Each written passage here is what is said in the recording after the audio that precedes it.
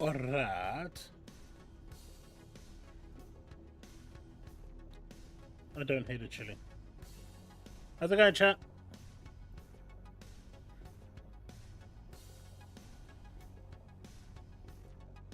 Oh, there he is. Awesome stuff. Yeah, Chili said it was going to be a few minutes late, so I had to, you know. I can't even lie properly. I'll be right back in a sec. We're starting in about a minute.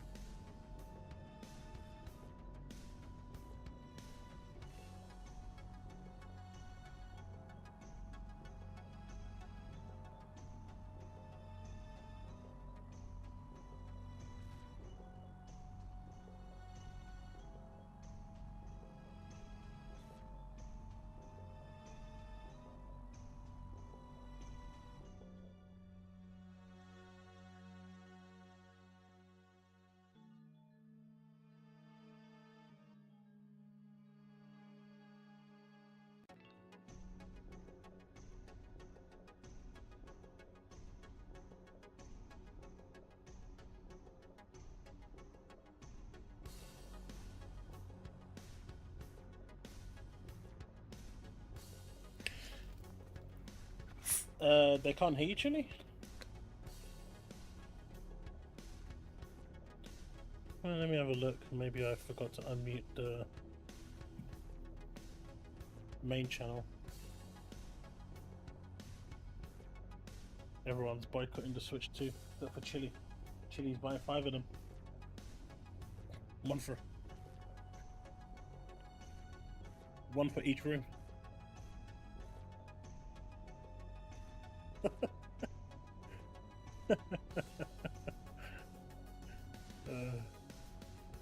Yeah, that's why they can't hear you. Because there you go. Now they can hear you. But let's switch it on.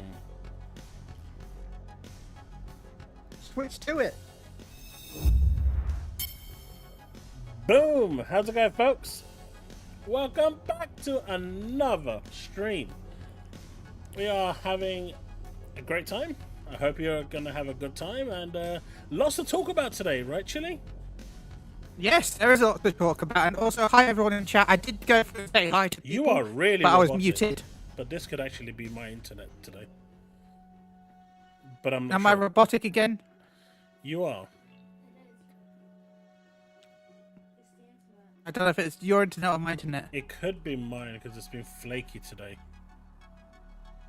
Beep boop. Exterminate! But everything seems to be running fine on my side.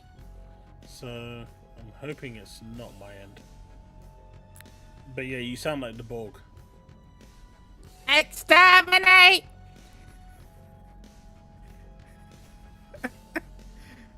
A Dalek. Oh shit.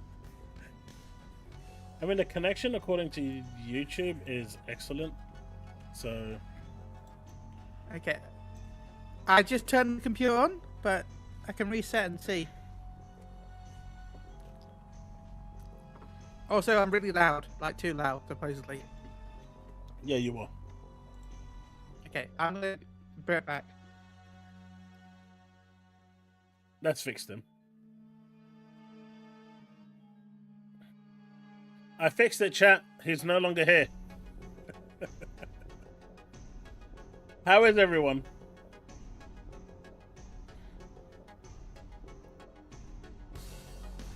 Yeah, I know.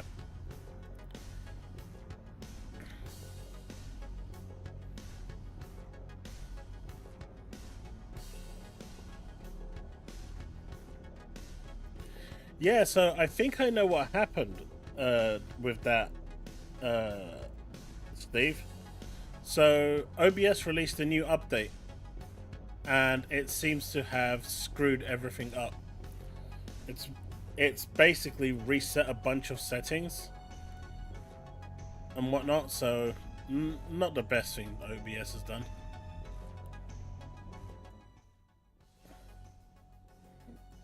But yeah, if you've updated to the latest OBS, it reset a bunch of settings. So if anyone else is having that problem, that's why. Hey, Paul, Leif.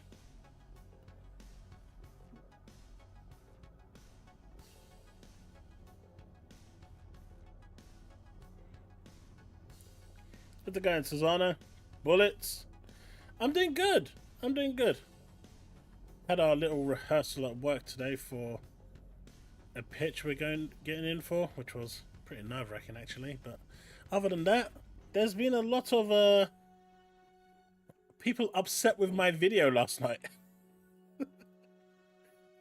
Oh, so many people butthurt with my video last night. That was funny. I'm still receiving messages today. Hello. Video. Welcome back. I did a self-recording and there's no issue with the microphone on my end. It must be my end. Like I said before I went live, we had to restart the router and everything because it was really flaky. Yeah. I'm not sure what's going on, but we'll just have to make do. Everything seems to be working fine at least. I think chat my end is okay. Stephen Hawking. If I'm roboting that much, I'll just drop for the night and let you just do it on your own. And I can complain and chat. That's not too bad. Exterminate! Everyone's at Chili Hawkins. It's not a bad compliment. No, I'm not insulted at all. You're using no, I'm using my normal mic. No, guys. His voice coming out a little shaky. It probably is my end. It probably is my fault. Yeah, he's like, man, Chili's gonna be here defending Nintendo. Quick, let's make his mic worse. Right? This guy's trying to defend Nintendo's price hikes. Can you believe that, chat? I mean, I'm not surprised considering he wants £100 games.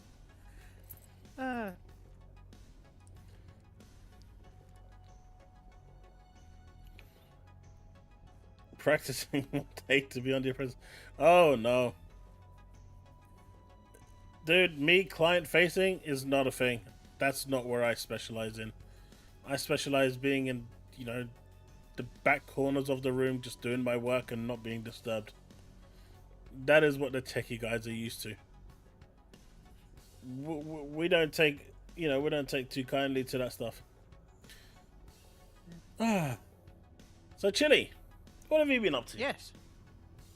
Not much really, to be honest. I was in London for Distant Worlds, which was a lot of fun. And your voice is stabilized a little bit more now. That's good. I went to an anime-style restaurant. I don't know if you saw the pictures. I saw the pictures, media. Yeah. Yes. Who did you give your phone to take the picture? The waitress. Oh, I thought you gave it to a random person.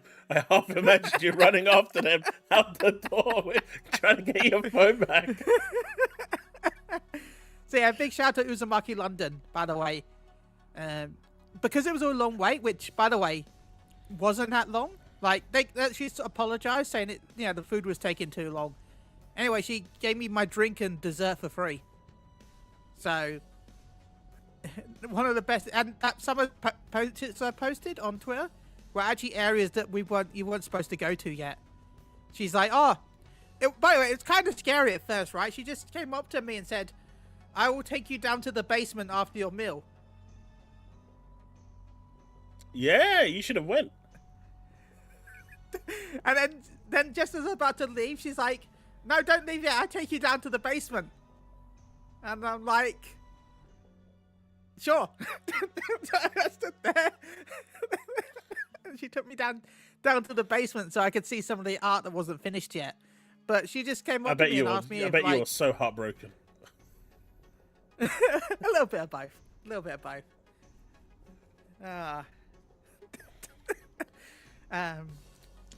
But yeah, I had a lot of fun. It was a good time. And also then on Tuesday, I was part of the world first race for Final Fantasy 14's Ooh, how did that go? Yeah. It went very well. I was put on Frosty's stream for 6 hours. I was was my first time shoutcasting. They ended up raising $15,000 during the live stream for the Trevor project. During my shift, it hit 10,000. So someone literally donated $500 to tell us to hydrate, and then people kept donating with the message hydrate. I felt like we were gonna drown from the amount of hydration we had to do.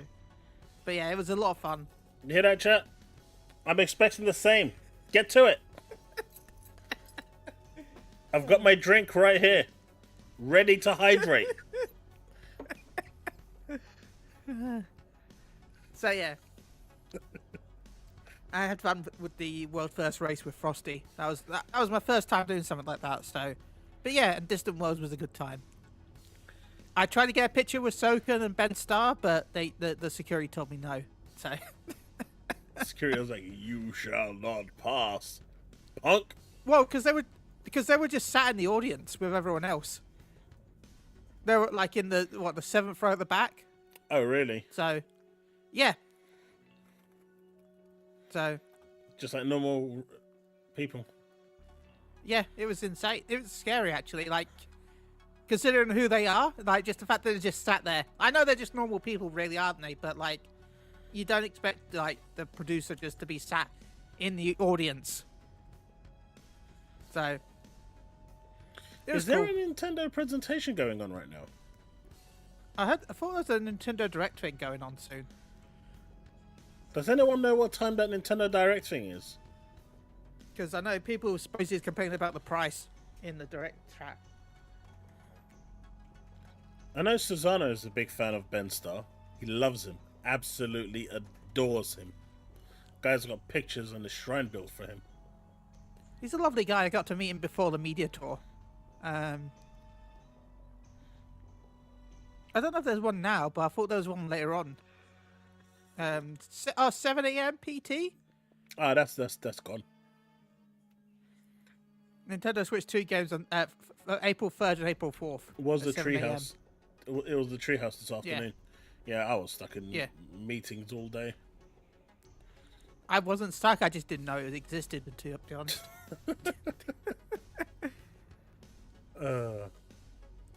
So I missed like the first half of the Direct entirely, which was fun. But yeah, so what do you think of the pricing of the Switch overall? I mean, overall, it's probably the back weight. I'm gonna say good. I think the overall price is good. Not great, but I think it's probably the best price I was going to be expecting for the system. Like, if we're just talking about the hardware, then it's really good, in my opinion. Like, Steve said it's an LCD. Well, I was walking in expecting it to be LCD. Yeah, I didn't expect it to be OLED. The first version. Yeah. The second version's going to be OLED. Yeah, in like 3 years' time. No. 5, maybe. It's Nintendo. There's probably going to be another version in between now and the OLED. But the OLED is probably going to be in, 4 to 5 years. So yeah, you're going to have the light version that's going to come out later. That's not going to be dockable. And then you'll have the OLED version come out later to extend the lifespan. And that's it. Then you'll have the Nintendo Switch free. If it exists in the next 7, 8 years. I mean, the Switch lasted a long time. Yeah. So, depending on how long they expect the Switch 2 to last, the OLED could be out faster, but we're just going off rough estimates based on previous. But the price of the hardware itself, I think, is... I know we know one of the reasons why we get the games are so expensive, but I do feel like the price of the hardware has kind of mirrored why the games are so more expensive, like, because they know that they're going to be subsidized a lot more with the price of the games. So they're willing to eat some of the costs on the hardware. I don't know, man. £80 for, what, $80 and $90 is crazy for a game. Yeah, it's insane. But you just said you're defending them. I'm defending the hardware. I'm not the hardware. The hardware is fine. There's nothing wrong with the price of the hardware. I said $399.99. That was my guess. It actually was cheaper at $395. No, it's $370, right? No, it's $395. No, I thought it was like $375 and then $429 with the game.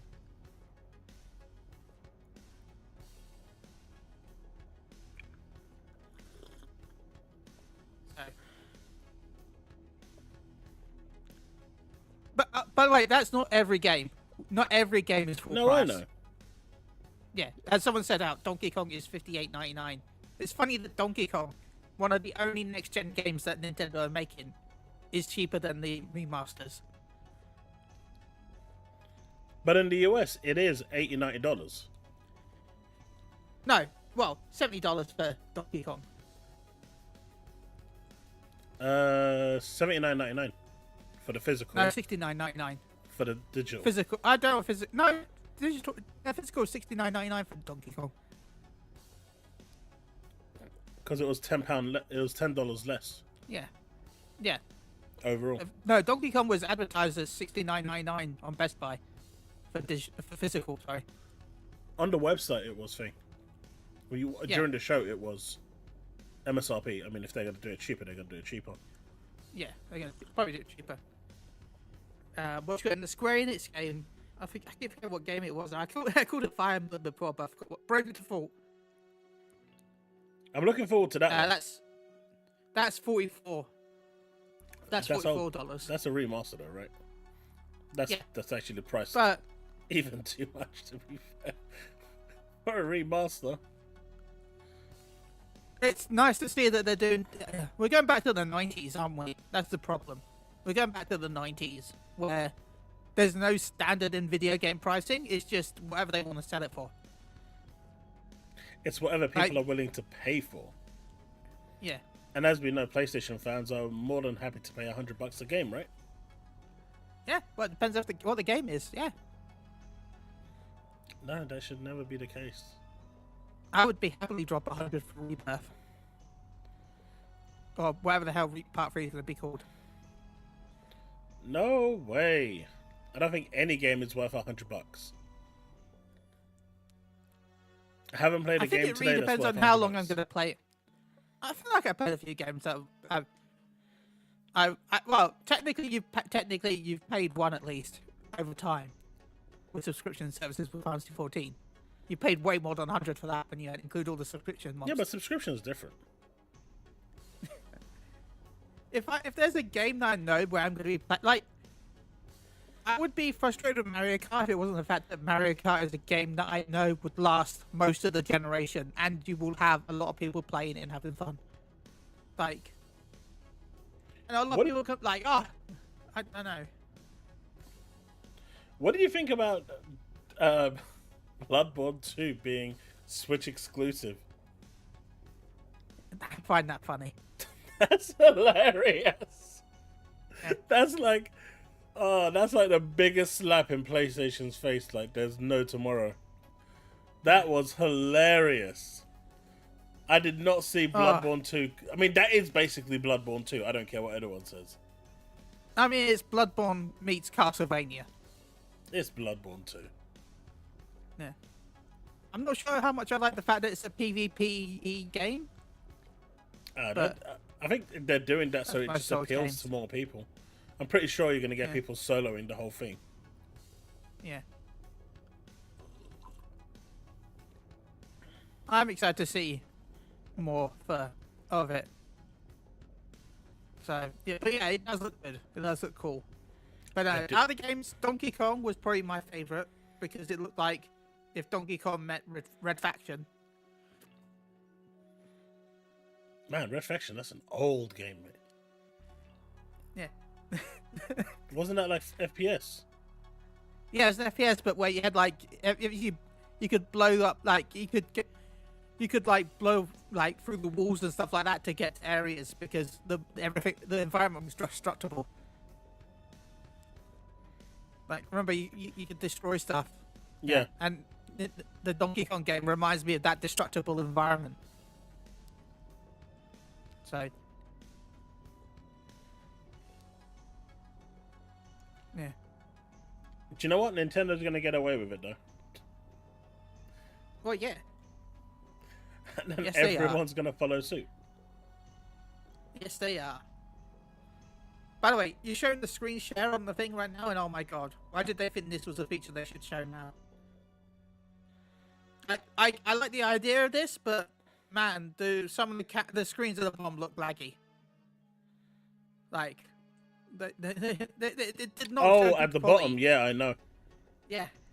This was not the best idea for them to do. Like, they need to at least put the fact that it's not finished yet, hopefully, because, yeah, the top one looked like running at 30 frames. The ones at the bottom maybe look at like 5 frames per second. So, how can you play Bloodborne 2? By buying a Switch 2.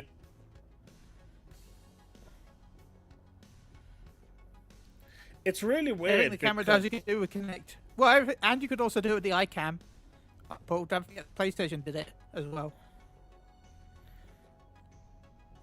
I think it's such a missed opportunity by Nintendo not putting the camera on the actual device like the Vita did.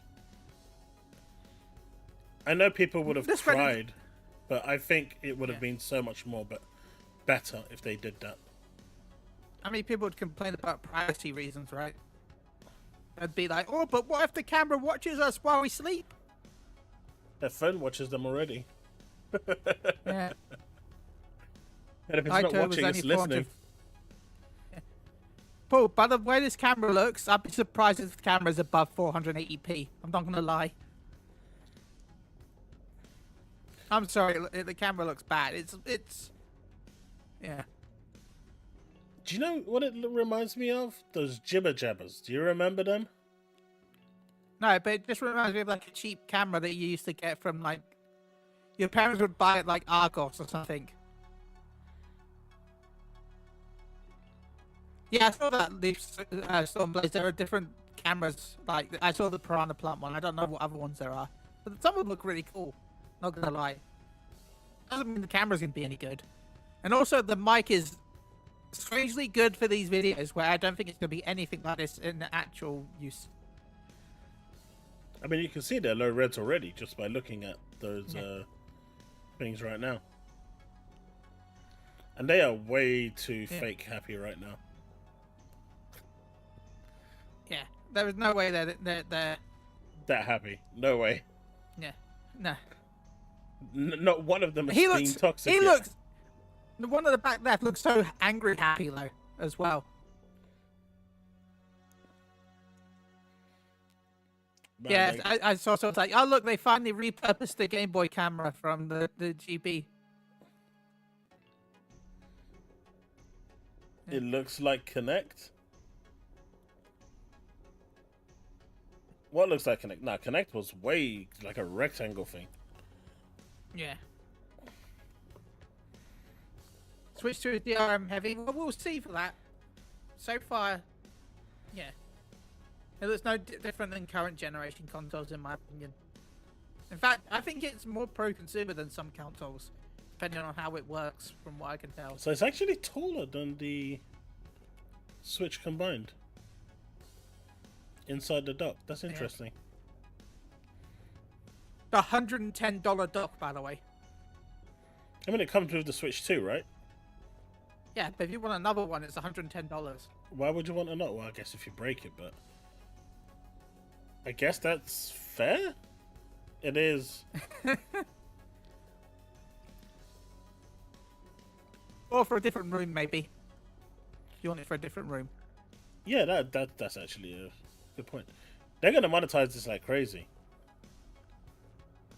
The Joy-Con 2s, I think, were $90. I mean, the previous ones were 70 each, right? Yeah. Yeah, I think the Pro I Each. saw was 70. So.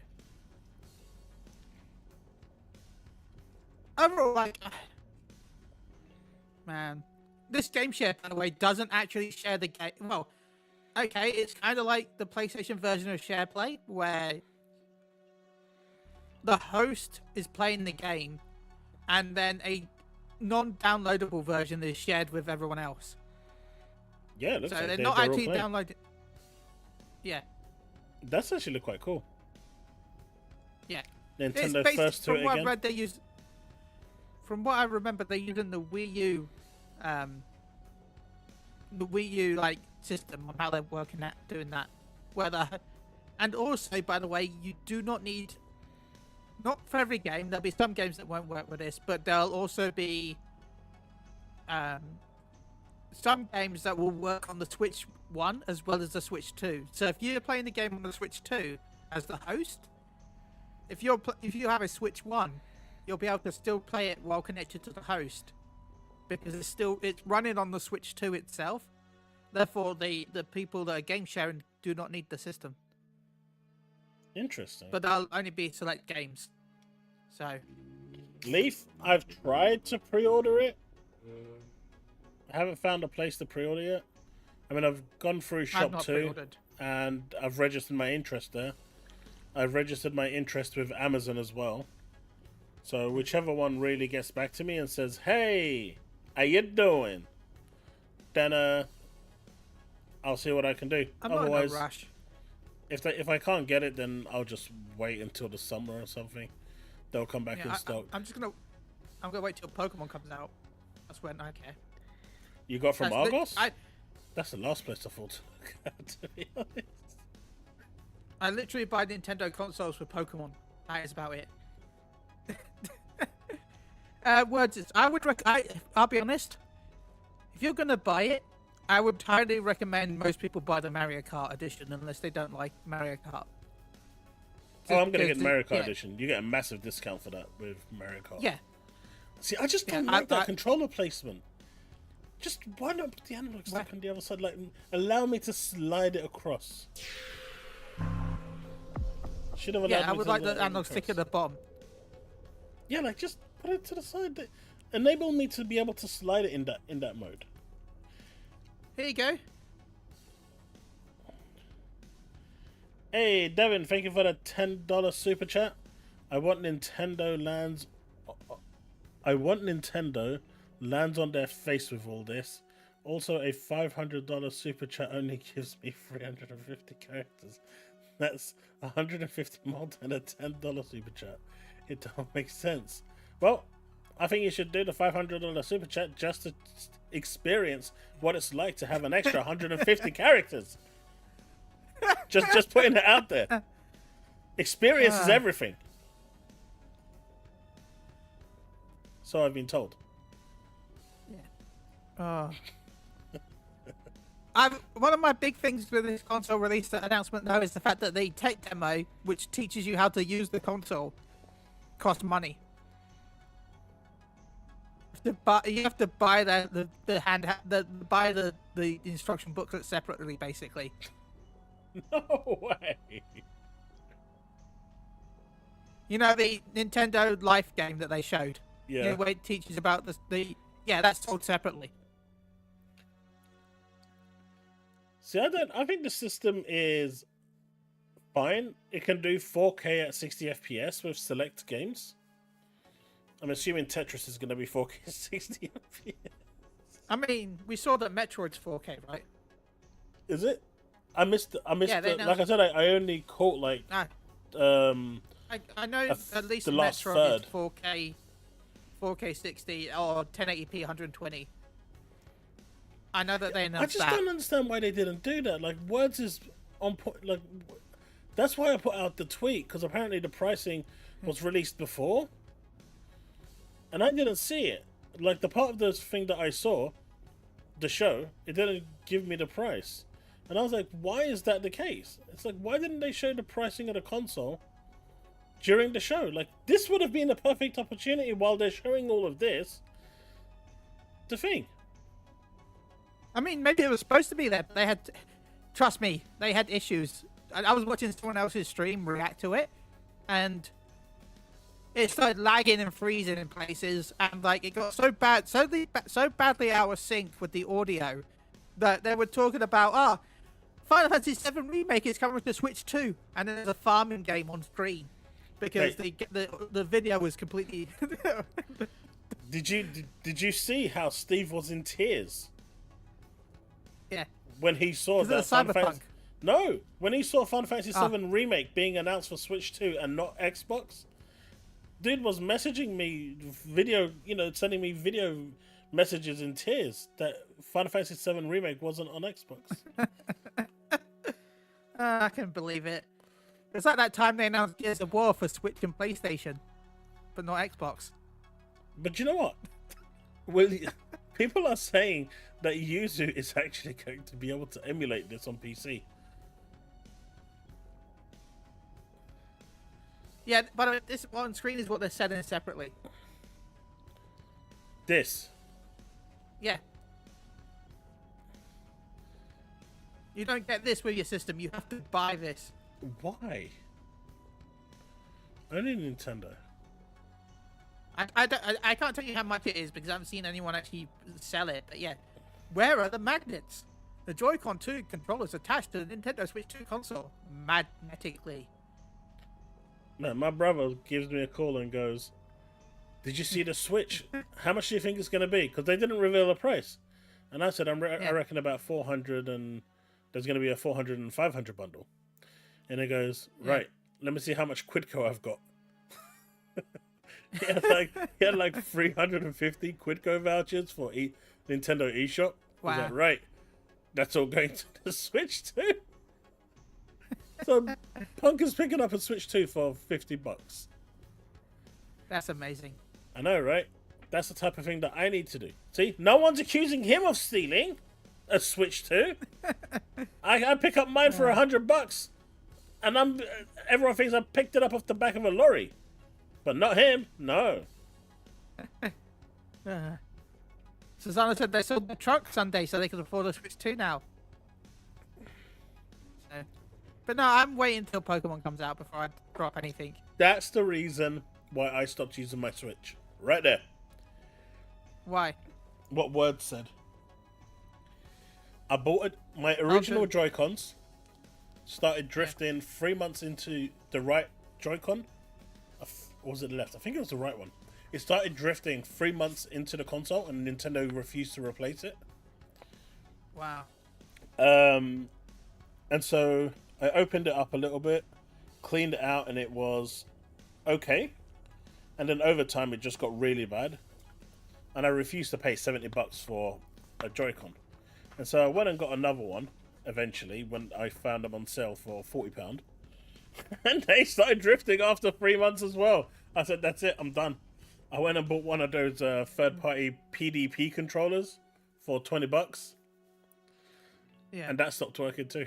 I was like, fuck it, Wow. I'm done. This console clearly doesn't want me playing it. I was like, I'm done. Okay. I was like, kids, you got a free Switch. Here you go. And then they come back, but the controllers don't work. I said it's free. I didn't say it was working. I use the Pro controller, and I've not had much issue with that. I actually contacted Nintendo Europe. And I told them there's a lawsuit going on right now in the US where Nintendo is being sued because of the drifting with the Joy-Cons, and Nintendo has agreed that anyone that's having this problem can send their Joy-Cons in for free to get repaired. And you know what the rep told me at the time? They told me that was nonsense. Nintendo hardware doesn't fail, and that I'm lying, that there is no such case in the US. I was like, wow. I was like, God damn it! When did Chili start working for Nintendo? Nintendo is perfect. Nothing ever breaks. Please buy our system. I asked him, "Are you serious?" It was almost as bad, right, as Google. Do you remember the original Pixel phones? Yes. So I had the Pixel XL when it first came out, and after about 6 months, the charging port stopped working. And you can see when you go to put the charger in, the actual metal cylinder inside it, where the USB-C was, actually goes in. And then I looked online, and apparently it's a common fault with the phone. It's a hardware fault. The only way to really fix it is to send it back to Google to repair it, or go to a repair shop where they'll resolder it back in. It's a common problem. Everyone experiences it. And so I give the tech team a call, and they take me. The first question they asked me is, "Have you tried plugging in the official cable?" I said yes. I've told them what the problem is, right? But they said they need to go through troubleshooting with me first before they could take it. And then they said, "Have you tried factory resetting your phone?"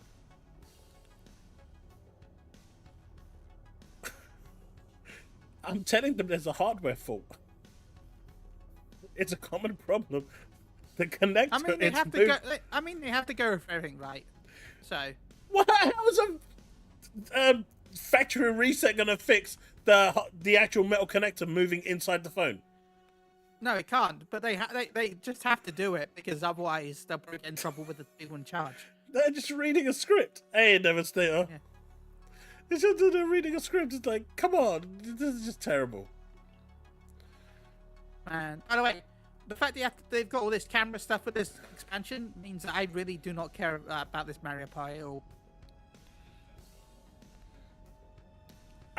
I'm actually really interested to see how this is all going to work out.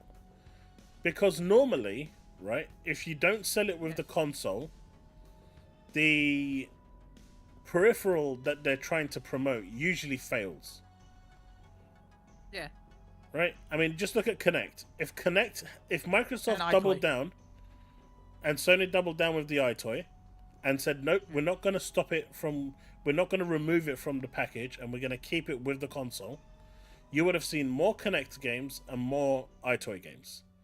Because at the end of the day... Wait. I saw that in Astrobot. Anyway, going back. So, I mean, that was just Fantasy 7... Astrobot actually copied it. Game. What sadness. I mean, anyway, Astrobot copied Fantasy 7, right? Because that's the for the God Saucer. That was from the one of the Mario games, I think, or Donkey Kong games. But anyway, what was I saying? Yeah. So if the Kinect had actually stayed with it, you'd see more, because at the end of the day, when a publisher looks at the attach rate, they would have seen that, you know, there is X amount of consoles units out there. Like Xbox One at the time sold 60 million units. That's 60 million Kinect. If you don't sell it with the actual hardware, there's no real way for a publisher to track it outside of, you know, whenever Nintendo decides to reveal numbers on how many of those cameras feed. So it's not really going to be picked up by anyone outside of Nintendo. Outside of first-party games, I don't really see anyone supporting it. Or smaller indie titles. There'll be some small indie titles that probably use it. Thank you for the super chat, Devastator. Free DCG vids. They want to kill him, right? Because that sounds like a lot. That's a lot of videos, Devastator. Now, I don't want to before we get into anything really positive, there's two big like elephants in the room here with the Switch 2 that I know that some people are complaining about. Like, you know, I don't know which one's worse. I'm gonna go with the one that I think might be considered the worst, but isn't really. Is the fact that they're selling physical copies that aren't anything on them, but you download them. onto that cartridge. I know a lot of people complain about that, but your thought on it? I think it's good, but that's just me. Like, okay, out of the scales of things, I would rather the game be on the cartridge. That's the number one. But I actually think it's better than the idea of download codes. I actually see. This is the thing, right? What I'm concerned about is that it's going to be region specific. Now, the reason why I say that is because the remaster for Final Fantasy X and X-2 in Europe, on the cartridge you only have 10, and then you have a code inside the box for X-2. But in Asia, which has a multilingual version of the game, it has both of the games on the same cartridge. And they didn't do that globally. So I'm wondering if they're going to do the same here, where in certain regions where it's cheaper to, for the cartridges to be, for bigger size cartridges, if they're going to have the full game. And for, the Western market, where it's more expensive, they're going to go the route of having you download it. Personally, I think if you are going to make me download the game and it's not on the cartridge, I just don't think it should have a physical release. But you're downloading it onto the cartridge. That's how it works. No, you're downloading it to your console. The cartridge itself is the key. It downloads onto the cartridge. No, it's a key. Read it up. Yes, 100%. I was reading also the other way. No, it's a key. So basically, you put the cartridge into your console. Once it's in, it basically tells your Switch, okay, you've got the key for this game, and it will start downloading it to your console. And then, in order to run that game digitally on your console, you need to use the cartridge, because that's the key that actually enables it to run. What's the point? At that point, there is literally no reason to have the cartridge. Just make it digital only. And for people that want to have like the box, offer a service on your website where you can buy the box with the whole the outlay and stuff for like $10. I'm surprised that no companies do that right now anyway, because they'd make a killing. There's so many games that people would just go and buy just a box just to put on their bookcase. The thing is, though, even if I'm wrong about that, one of the benefits is the fact that the keys can be resold. You can resell the key, the cartridge, because at that point you can't play the game. Yeah. So why hasn't a single company out there? Yeah, but why hasn't a single company out there yet, to this day? Because this is all they need to do right now. And back in 2016, when Xbox One got announced, Microsoft had this feature enabled. And why they don't have it enabled anymore, right? I don't understand. But they had an option when the Xbox One was being announced, where you could trade in your digital license back to Microsoft and get money off, get Microsoft credit, and you could use that towards other games. That Microsoft never really brought that back, obviously because money is good, right? And that would lose them money. But I think companies should do that. The moment they do that, and that exchange, obviously the rate they're going to give you is going to be not great, but if you're willing to trade it in and get like $10, anything's more than CEX. I mean,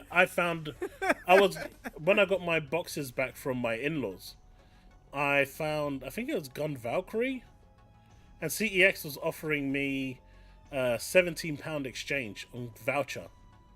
I looked on eBay and it's selling for £100, and it's like selling quite quickly. Why is that game worth so much, by the way? I've got it in mint condition. If anyone wants it, £200. Let me know by DM. But I mean, Pokemon I found out is 500. Pokemon Gale of Darkness. I just don't understand why Gun Valkyrie is worth so much. It probably is just a popular game, but at the time didn't sell that much. Not much demand, but now that people want it, there's a lot. It's not selling. There's not many sold, so it sells for a lot. I know Like a lot of words, things. but if the cartridge is a key, you don't really own the game anyway, No, you don't. right? You've just got a key that allows you to buy it. If the servers go down, you don't. You've just got a blank cart. And if that's the path Nintendo's going to go down for games that are quite big, then that I think they need to come out with a solution where you can trade your licenses for it. Yeah, That's really going to be the only not way. all cartridges are keys. Some of them are actual games. Oh no, I know that. We don't know obviously. exactly which one. I mean, Tetris isn't going to be a key. I mean, you I say swear that, but if for they some make reason, Tetris a key. Cyberpunk's on the cart, but then some other games that are really small are not on the cart. So it really depends on what the company feels like. It doesn't like there's one that's 11 gigabytes that's going to be on the cart, but not. Sorry, 11 gigabytes, which is a download, not on the cart. But then Cyberpunk is 60 gig, but on the cart. So it's not size. It's size matters. Only people that I'm sure, but say size don't matter. Well, I won't finish that sentence. I'm just saying, like, Cool amiibos. for Nintendo, they seem to be flipping a coin to decide if it's going to be on the cart or not. So, but yeah, no, I have no issue with it, really, to be honest. I think it's okay. Bags, Sony gave me a free PC. Well, Sony gave me a review code for the PC The Last of Us Part 2 remaster. Sony do like me, after all. I'm going to actually check it out on my PC and see how it is. Because, I'm not sure what PC Digital Foundry is testing it on, but I remember trying The Last of Us Part 1 and I didn't have any issues. So it'll be interesting to see if I'm experiencing the same issues. I'm going to have something out by the weekend for it anyway. I've got 2 games to actually cover now for Sony. Hitman VR and The Last of Us Part 2. And I still need to get my Assassin's Creed video out. It's probably a bit late, but I'm going to get it done. Pony Chaos is back. Hey, what can I say? If they want to give me games to check out, I'm going to do it.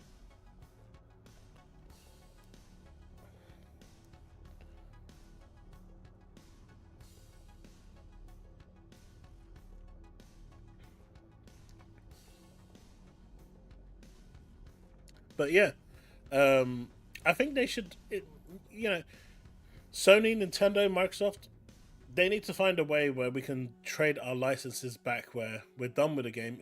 I'm not expecting them to give a lot, but if you're done with the game and you've got no intention to play it again, something is better than it just sitting there rotting, right? Yeah. That would be so good, in my opinion. I agree. I think they should do that, and the first one to do it is going to get big props. But the thing is, it existed, right? Because Microsoft had it working. Why they took it away is... They showed it Did working. They have it working or not? They showed it. Well, fair. Okay. Right? They showed it working. They even, at the time, had the Xbox Live... was it Xbox Live family thing? Where you could have like up to 8 or 10 people on your Xbox Live for a certain fee, which was way cheaper than buying it individually. And that disappeared too. We still don't have it, really. They've been testing Game Pass with it, but it's like all of these things they had working in 2016 suddenly, after they got rid of Don Matrick, all these ideas kind of went with them. It's almost like someone went to the source code and hit Control-Alt-Delete. And deleted They took it with them.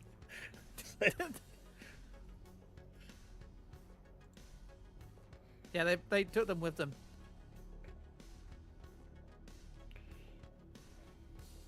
You'll probably only get like $10 though, John. $10 is not going to break the bank. It's only going to be £10 off the game. Yeah. Right? I don't expect them to... And, depending on how old the game is, depends on how much you get back. So, I think, it needs to be done at some point.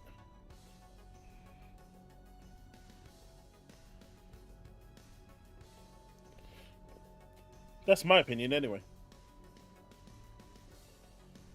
I am not, Paul. Although my kid actually did have a really good time playing Hitman in VR. He said it was totally different. Getting up and personal and strangling people was a new experience for him. In his own words.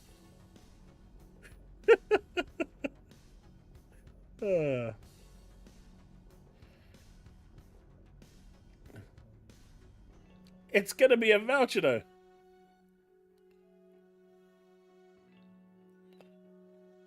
I'm so looking forward to this. I'd never got to play this on the DS. The sequel. By the way, I know a lot of people got tricked thinking it was Garnet from 9 at the start of the trailer. Oh no, I knew this was Thing. Straight away. Default. Yeah. I mean, the first one was phenomenal, right? I've never played one, I don't think. You know where they say it's a game of two halves? Yeah. Yeah, there is no truer statement than this game. The first one. The first half of the game is phenomenal. It's easy 10 out of 10. The second half of the game is barely a 2 out of 10. It is so bad. But it's still a good game. By the way, Yakuza coming to... This was a shock as well. The fact that they're making a remaster of Yakuza 0 just for Switch. But hey, 30 FPS is back in action, right? Everyone is praising that Nintendo Switch 2 can actually run games now at 30 FPS. And I'm like, wait, what happened? What happened with the Series S running at 30 FPS? Everyone gunning down Microsoft for 30 FPS. And, oh, but the Switch 2 running 30 FPS? Let's go! What the hell? To be fair, I have completely different, standards when it comes to handheld versus an actual hardware. Nah, man, this is running DLSS. This is running the best, upscaling frame gen technology that there is. It's running NVIDIA that can't release drivers to save their lives, but it's still running NVIDIA. It is. Yeah, it is. Did you confirm that DLSS though? It is, yeah. Yeah, Metroid Prime 4 is 120 FPS, and this was probably one of the highlights of the entire showcase, in my opinion. This looks so cool. Metroid Prime 4 is 120? Yeah. Metroid Prime is 120 FPS. Oh, interesting. Yeah. I thought the Switch 2 was 60 FPS only. It actually... Oh, that's at 4K. 1080, 120. Oh, 1080p. Yeah, 4K, right. 60. Oh, right. Yeah. 1080p 120, 4K 60. I remember Tripster was saying that there's no way the Switch 2 is running 4K. Wah, wah. Yeah, well, it's only running 4K when docked, right? Hey, it's still running 4K. Yeah, it is still running. I'm not saying it's not, but I'm just saying, it is only running it when docked. Because it would probably turn off in, you'd load up, even if it could run it, you'd probably get into the menu screen and you click continue game, and the game would load, and then it'll be pop up with low battery. Do you know what I was surprised about that they didn't show? What's that? Mario. I They're mean, releasing a console without a flagship Mario. And no, Mario Kart doesn't count. They're releasing a game, but Mario Kart Mario doesn't count. Mario Kart doesn't. I'm talking about a platform Mario. I mean, everyone knows when you mention a flagship Mario game, you're talking about a platform Mario, like Mario Sunshine, Mario Odyssey. That's what we're talking about. And I'm surprised that they haven't actually done that, or a Zelda with it, because this Hyrule Warriors. I mean, we get Donkey Kong, right? No, it's not native words. There's no way it's running native. It's going to be upscaled. Yeah, it'll be upscaled from probably 2K, right? Or close to it. Who knows? It could be upscaled from 1080p. Yeah. NVIDIA DLSS is amazing. This is why NVIDIA graphics cards are so warranted, because their upscale technology is just on another level. FSR just cannot compete with it. And then you've got ray tracing and path tracing from NVIDIA, which again, AMD just cannot compete with it. There are leagues apart between NVIDIA and AMD. I'm not saying AMD is bad. I'm just saying when you're comparing the two, there is a big difference between the two in quality. Oh. By the way, the best Zelda here, Wind Waker.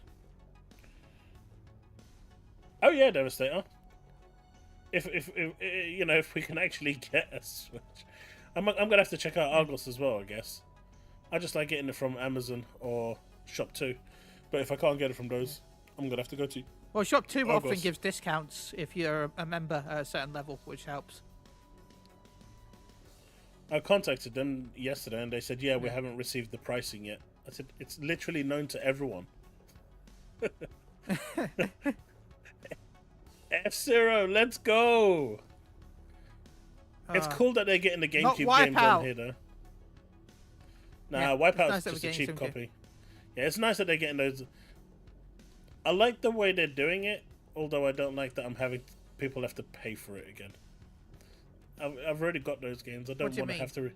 Well, you have to be a subscriber to the thing. Yeah. If I've got the game already, you get it for free. If I've got the game already, I should just be able to plug my little mini disc in there somewhere as a key. No. I mean, it's like they've got Mario Sunshine there. I think that was. They've got Pokemon Gale of Darkness. They've got Pokemon Colosseum. I'm sure there's other games here as well. Argos is sold out. Boo. Like I said, I'd rather have Wind Waker HD. Yeah, it sucks that we're getting the original Wind Waker, not the HD version from the Wii U. It was a Wii U, right? That had the Wind Waker. Did you see what Persona was saying? No. He was saying, "Where's all the people out there right now? Where are they?" And it was like, "Where are who? The ones that said that PlayStation is anti-consumer with their exclusive games." And I'm like, you've either blocked or muted every single one that did say it. So what did you expect? The guy's blocked everyone. And then he's moaning. And then he turns around and goes, where are they now? Well, they're blocked. They're not exactly going to see what you're typing.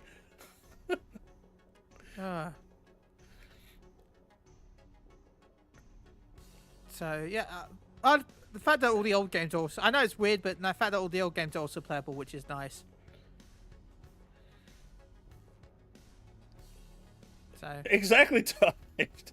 It's like everyone that would have said yes is blocked. So why are you trying? What are you trying to say here or do? It didn't make sense. I think this is where I actually started watching it from. By the way. Okay. I started watching it quite late. By the way, I can't believe I'm saying what I'm saying here. But I was watching some people, the Dragon Ball YouTubers, right? They were setting up a Mario Party game. Now, one of them clearly has shown how old/dummy is with technology because it took him 2 hours, Chaos, to work out how to set up a Switch. Must have been. He couldn't work it out. Must have been a PlayStation fan. He didn't realize that he had to charge the Joy-Cons. Definitely a PlayStation fan. 2 hours. They started streaming and it took them 2 hours to actually start playing because they couldn't work out how to do it. Borderlands 4, by the way, can't wait. That's probably one of the few games I'm excited for this year. But there's not many games this year I'm excited for, and Borderlands 4 is one of them.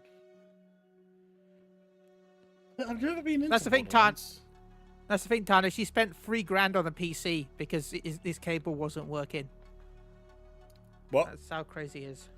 Yeah, he couldn't work out how to get an Elgato plugged in, and he ended up spending $3,000 on a PC just because of a cable being loose.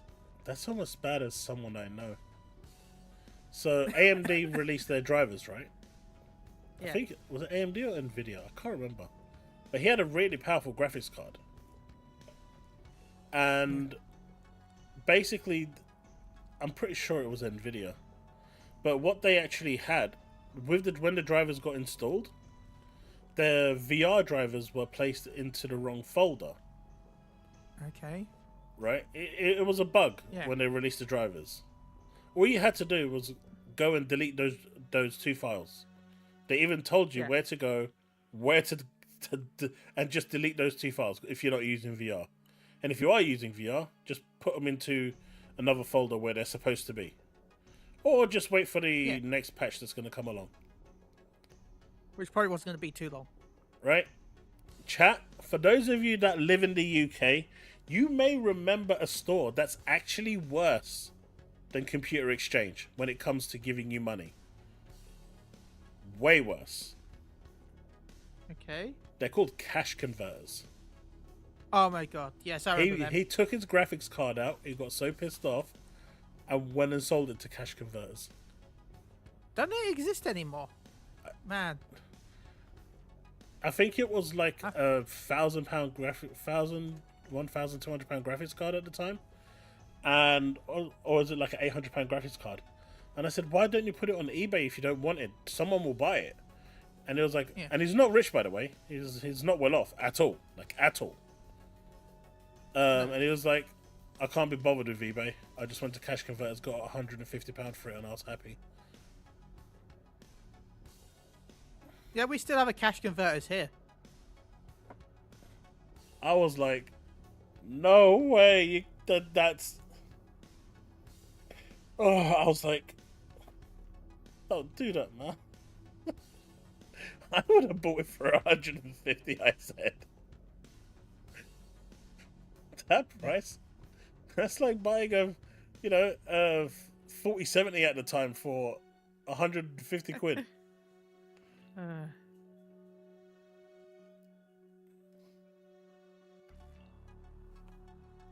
Hey, Oreo, where are you? Oh, there you are. Come here. Oh my god, I remember Electronics Boutique. I never went to one, Paul, but I remember the name. Oh, here he is. So this is what some of these games look like. This is the first time actually getting to see some of these games. Cyberpunk looks good. I mean, it is 30 FPS, Yeah. but it looks good. And it's going to be slightly worse graphics because it's a 60 gigabyte installed instead of 90. Hey, you're not jumping on my desk. No jumping on my desk. Come on. Come on. No jumping on my desk, please. It's already made out of gingerbread. Yes! Here we go. I still can't believe this got announced for the Switch 2. Oh, no, don't turn my PC off. To turn my PC off. I can't believe this got announced for the Switch 2 before Xbox. I'm not shocked at all. I am. I'm expecting it to be at the Fan Fest, the Xbox showcase. No, that was yours.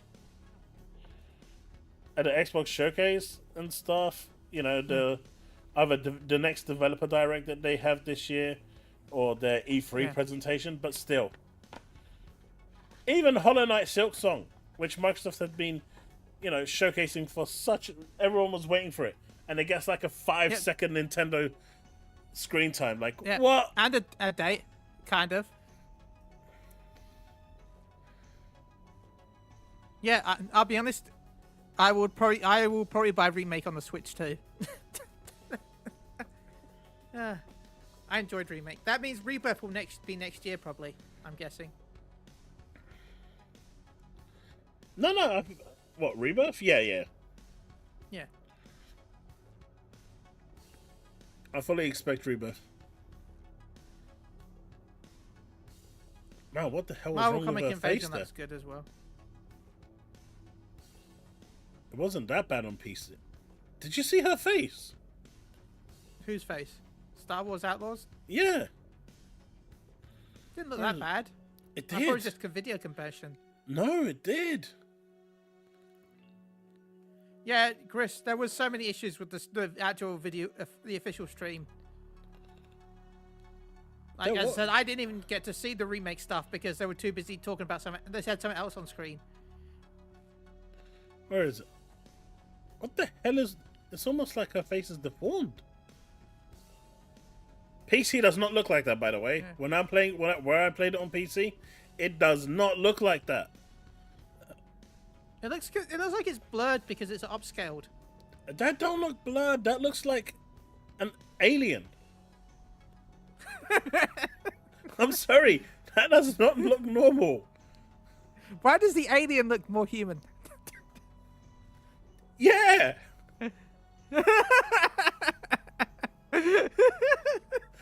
Like, wow. Nah, PC looks way better. I'm playing this on PC. I mean, I'm taking my sweet time finishing it, but I mean, hopefully it does. it does. No, trust me, it does. Yeah. Extra ugly exclusively for the Switchboard. That's bad, man. Yeah.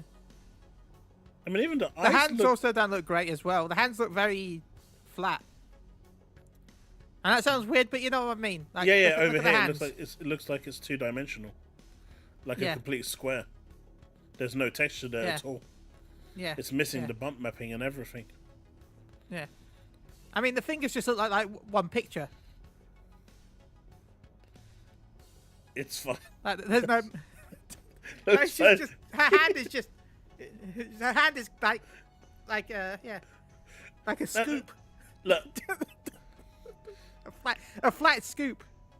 That guy from the mask looks better. No, that looks hideous. I mean, that little cute thing looks awesome. Yeah, that looks. It's like all the polygons went to that. It's like someone slapped the ugly straight into her. So they're like, we've got 10,000 polygons for this screen, so we're going to give 9,999 to the little animal, and she can have one.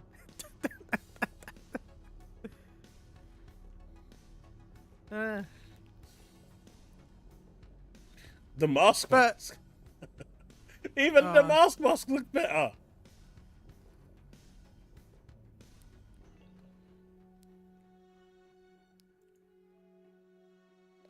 That's rough, man. That is rough.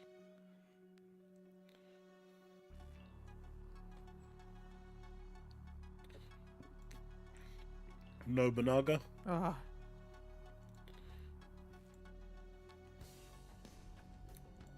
That looks like Fast Fusion Wipeout Edition. Give me more Wipeout. We still haven't got a Ridge Racer. Why? There's a Ridge Racer teased for Nintendo, right? I'm interested in this. This actually got my interest. Reanimal. I'm really excited. Fortnite. No, Reanimal. Okay. There we go, Ridge Racer right there. You just missed Ridge Racer. Let me go back to Reanimal. It's over here. Should be. This. Nice.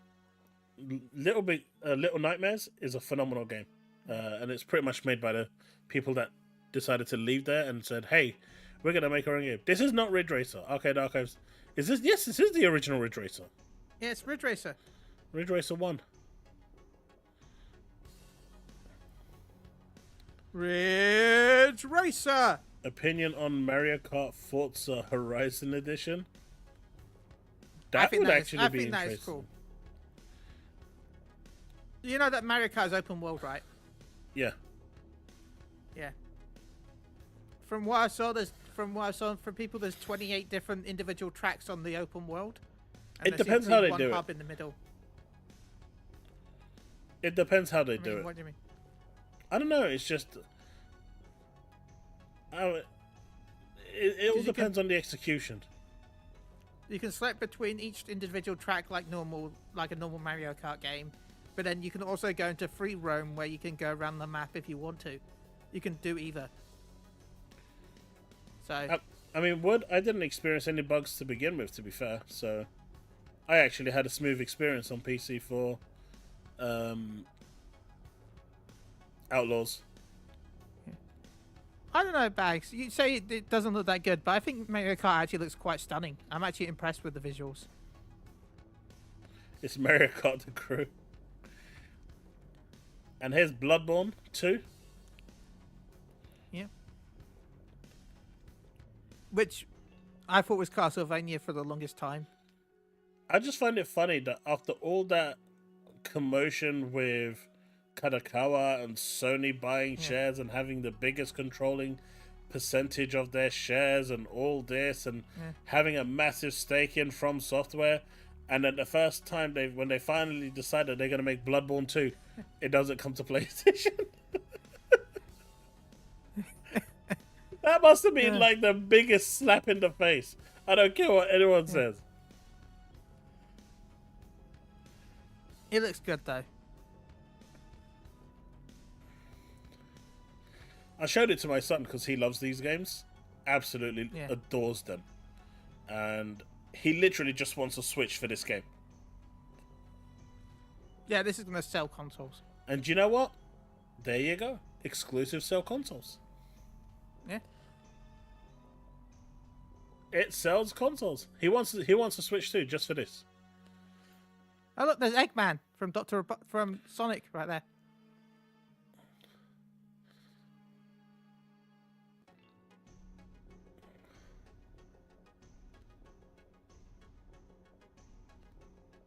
Yeah.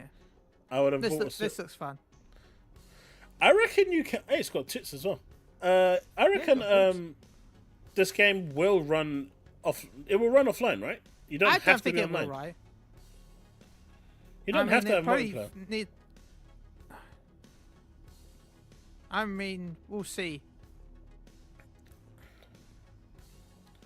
I mean, Nintendo's online service sucks. Like, it really sucks. Yes, it does. So, I can't imagine them having an always online. Hey, Digital. How's it going? But Susanna says all the sold games are, though. What's that? I mean, technically, yeah, all Souls games have an online feature where you can bring someone in or you can get invaded. I suppose like I said, it's made like Night Rain, where it's supposed to be another online-only title. I don't know how true that is, but it'd be interesting to see.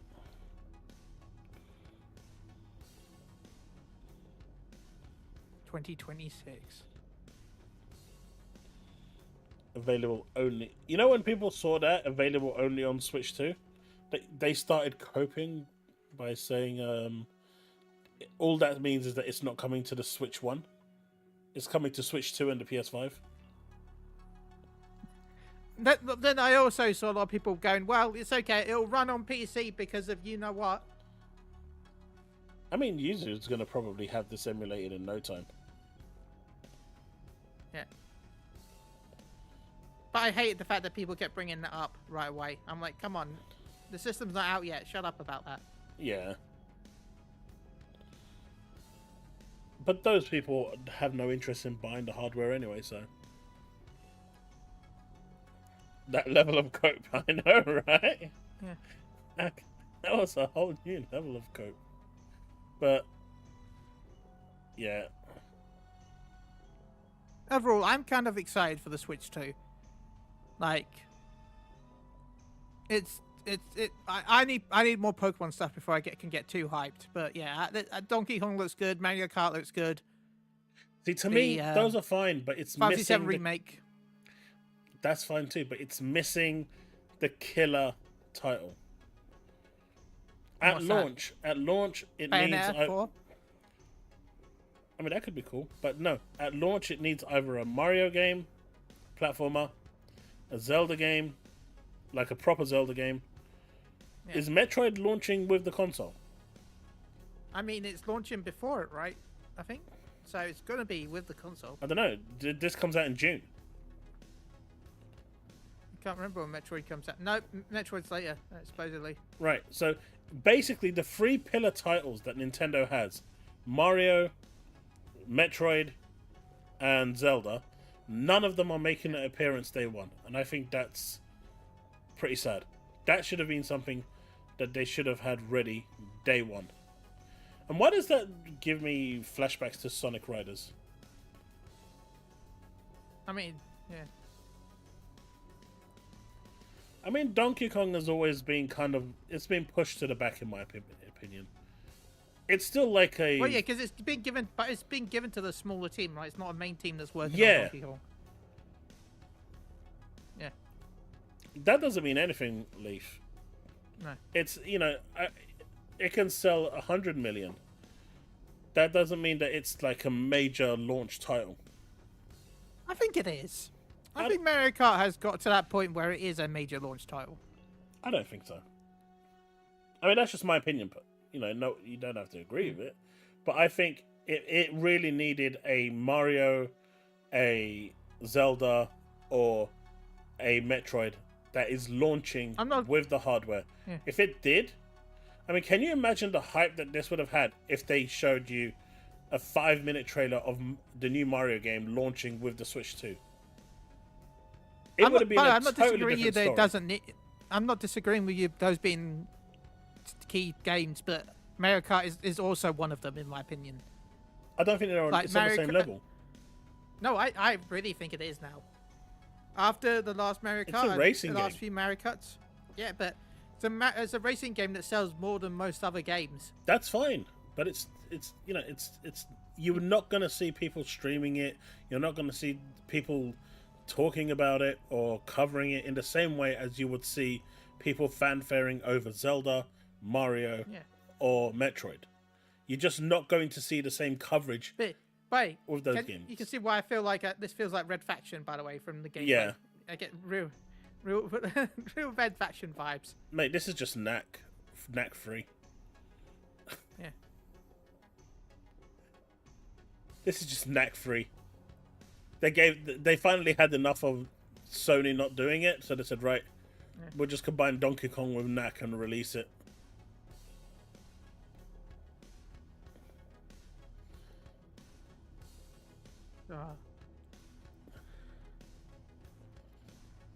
Why is Donkey Kong wearing trousers? Why can't he wear trousers? I mean, should he wear trousers? I mean, Diddy Kong went on a vacation. Yeah.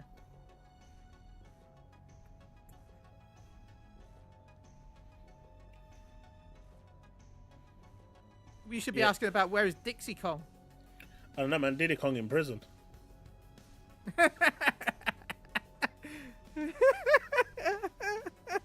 Okay, thank God I was the only one that was like, maybe that's why they're not brought him back, because they're worried about the naming. They ain't using that name for a long time. Yeah. I don't know. Mario Kart sells a lot of copies. I'm not disputing that. But I'm talking about in terms of media coverage and hype, the other games just stand out more. The other three are held in a different light. That, in terms I'd of argue that Mario replayability, Kart will sell more over time than the Mario, though. Yeah, Mario Kart will sell more than all three of them combined. And I think, like, if you're doing that, then it's best to get it out at launch. If you can't get the Zelda game out at launch, it sucks. And I think I agree, it should be one of the launch titles. But they know that by releasing Mario Kart with as the launch title, that is a game that's just going to sell for the 7 years that this is out. Oh yeah, no, don't get me wrong. Like I said, it will sell more. They want to get out as fast combined. as possible. Yeah. But it's like Xbox not launching without a Halo, and instead launching with Forza Horizon 6. I thought you were gonna say Halo Kart. I would have found it. But it's not the same. Like launching without Halo and instead launching with Gears, it's not the same. Yeah. Or Gears Kart. Gears of Karts. But yeah, I don't know. It's just, I think it's a missed opportunity. By the way, we didn't even get to see the Mario game. I expected them to at least, even if it was going to be like released next year, show something. The fact that they haven't shown anything and they've already started advertising 2026 means that it could be quite far out. It's probably going to be either late 2026, early 2027. By the way, they really should have just made this Nintendo Karts and then add all different Nintendo franchises in there. Because, I don't know, I think it's ridiculous that we're getting, like, the piranha skeleton and the cow from, like, how many random NPCs are we going to be pulling to add into Mario Kart games in the future? Like, hey, look, you can do riding. Look, we got the cow. There's nothing wrong with the cow. I'm just saying, like, it really feels weird that, like, that they just didn't, like, broaden it to, like, all different types of Nintendo games and have all different Nintendo characters in here. I think that would be much better than just some of the characters that we're getting in this game. I half expected them to show The Last of Us during this presentation, to be honest. Oh man, that would have been great. I half expected it. Isn't Sin and Punishment already remade? Or was it remastered for the Switch? I'm pretty sure it was. Yeah, I thought there was already yeah.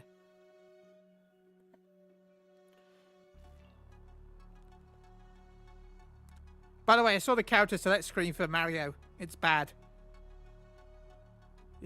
It's bad. Which Mario? That Mario Kart World. I saw the character select screen. It's not good. It's not good at all. See? Words likes the cow. He's a big fan. Yeah. Each costume has its own character slot in the menu, and there's 11 characters on screen, so you have to cycle through each one because each costume is an individual character on the character select screen. So Mario with a hat, Mario without a hat, Mario in the slight different the outfit. All of these are individual characters on the screen, on the character select.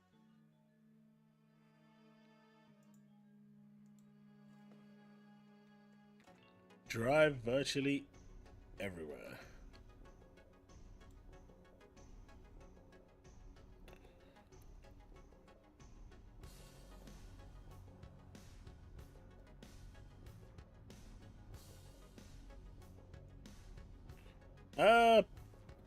Who knows? Probably. Maybe.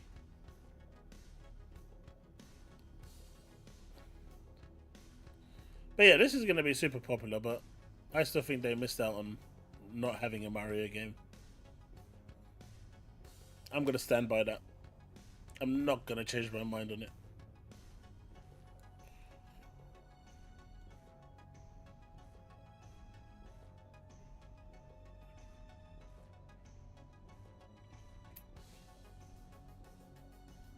Peaches and Daisy Duke's fair, but like, still.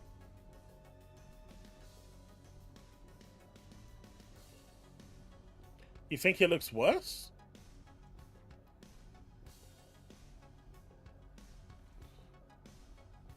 What's bad about it?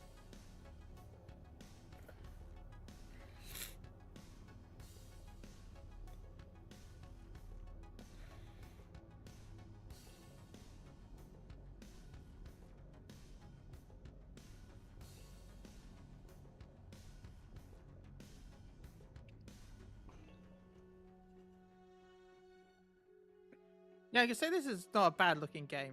Graphically, nah. I think it's really good.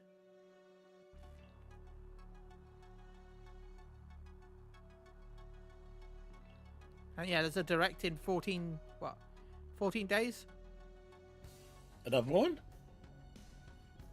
Nintendo Kart World Direct, yeah. Dedicated to the game. Ah, right. Clearly, what they should have had is micro machines. No one makes micro machines anymore. No. And that sold the multi-tap, right? Because you could play 8-player. Yeah. You know Star Citizen? They added a micro machines mode. So what they actually did was, for April Fools, they teased it. Yeah. And everyone was like, oh, that actually looks cool. And then the developers came out and go, April Fools, suckers. And they're like, no, we actually want this. And they're like, no, but it's an April Fools. And the community was like, no, we're funding this project, so we want this. And the developer's like, okay, we'll add it into the game. And they're making, at least they did it. They're adding it into the game. Nice. It's like that Power World thing that they did April Fool's last year for the dating sim. Steve in chat sent them like I don't know, 500-600 emails with different alt accounts saying that he wanted it, and it finally became a real thing this year. Thanks to Steve, his furry dreams are coming true, and he can go and date pals and have them eat him cannibal style. Yeah, who fired? I don't think anyone fired. Your pets can, your pals in that dating sim can actually eat you. Oh, okay. I mean, I'm not gonna kink shame anyone, but okay. Good job, Steve. See, W for that, Steve. It's got, you know, there are people out there that, I mean, I'm not gonna. I said I'm not gonna kink shame.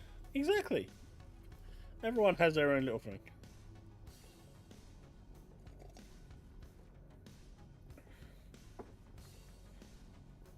Let's not go that far, Paul. Do you know what? Steve right now is looking through every single social thing I've got to find my address. Steve was like, I'd be permabanned if I say what I want to say. Power Dev must have been talking with Grums. Which Grums though? The real one or? Oh, he's messed up at the moment. He, after what came out with him, that's bad. You could have ended that sentence with, Grums is messed up. You didn't need to add at the moment. You could have ended that sentence perfectly fine just there. I know, but the stuff that leaked about him recently, I'm not sure if you've seen it. I'm not going to really get into it, but that's bad. It's bad. It's bad. I haven't read all of it, but from what I've seen on what I've, and he's doubling down on it as well. It's bad. He's doubling down on it.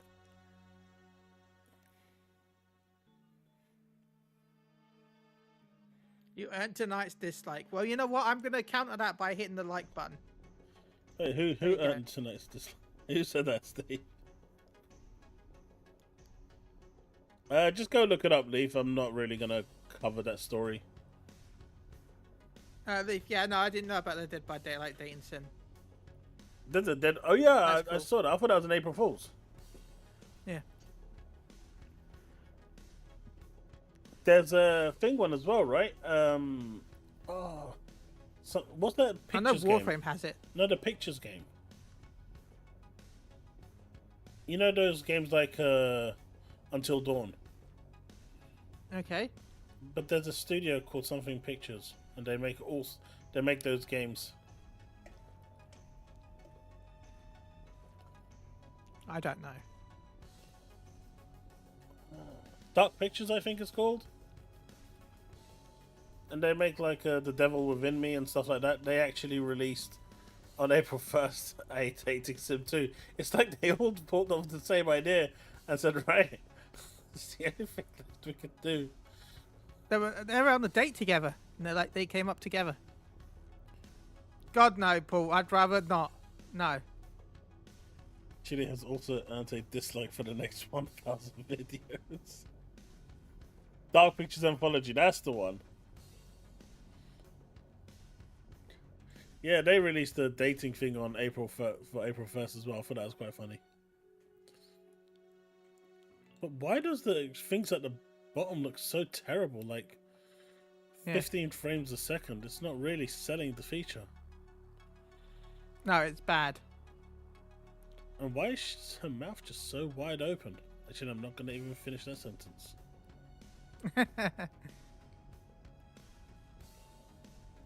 Pizza? No, I'm good. No pizza for me. None for me, thanks. Oh.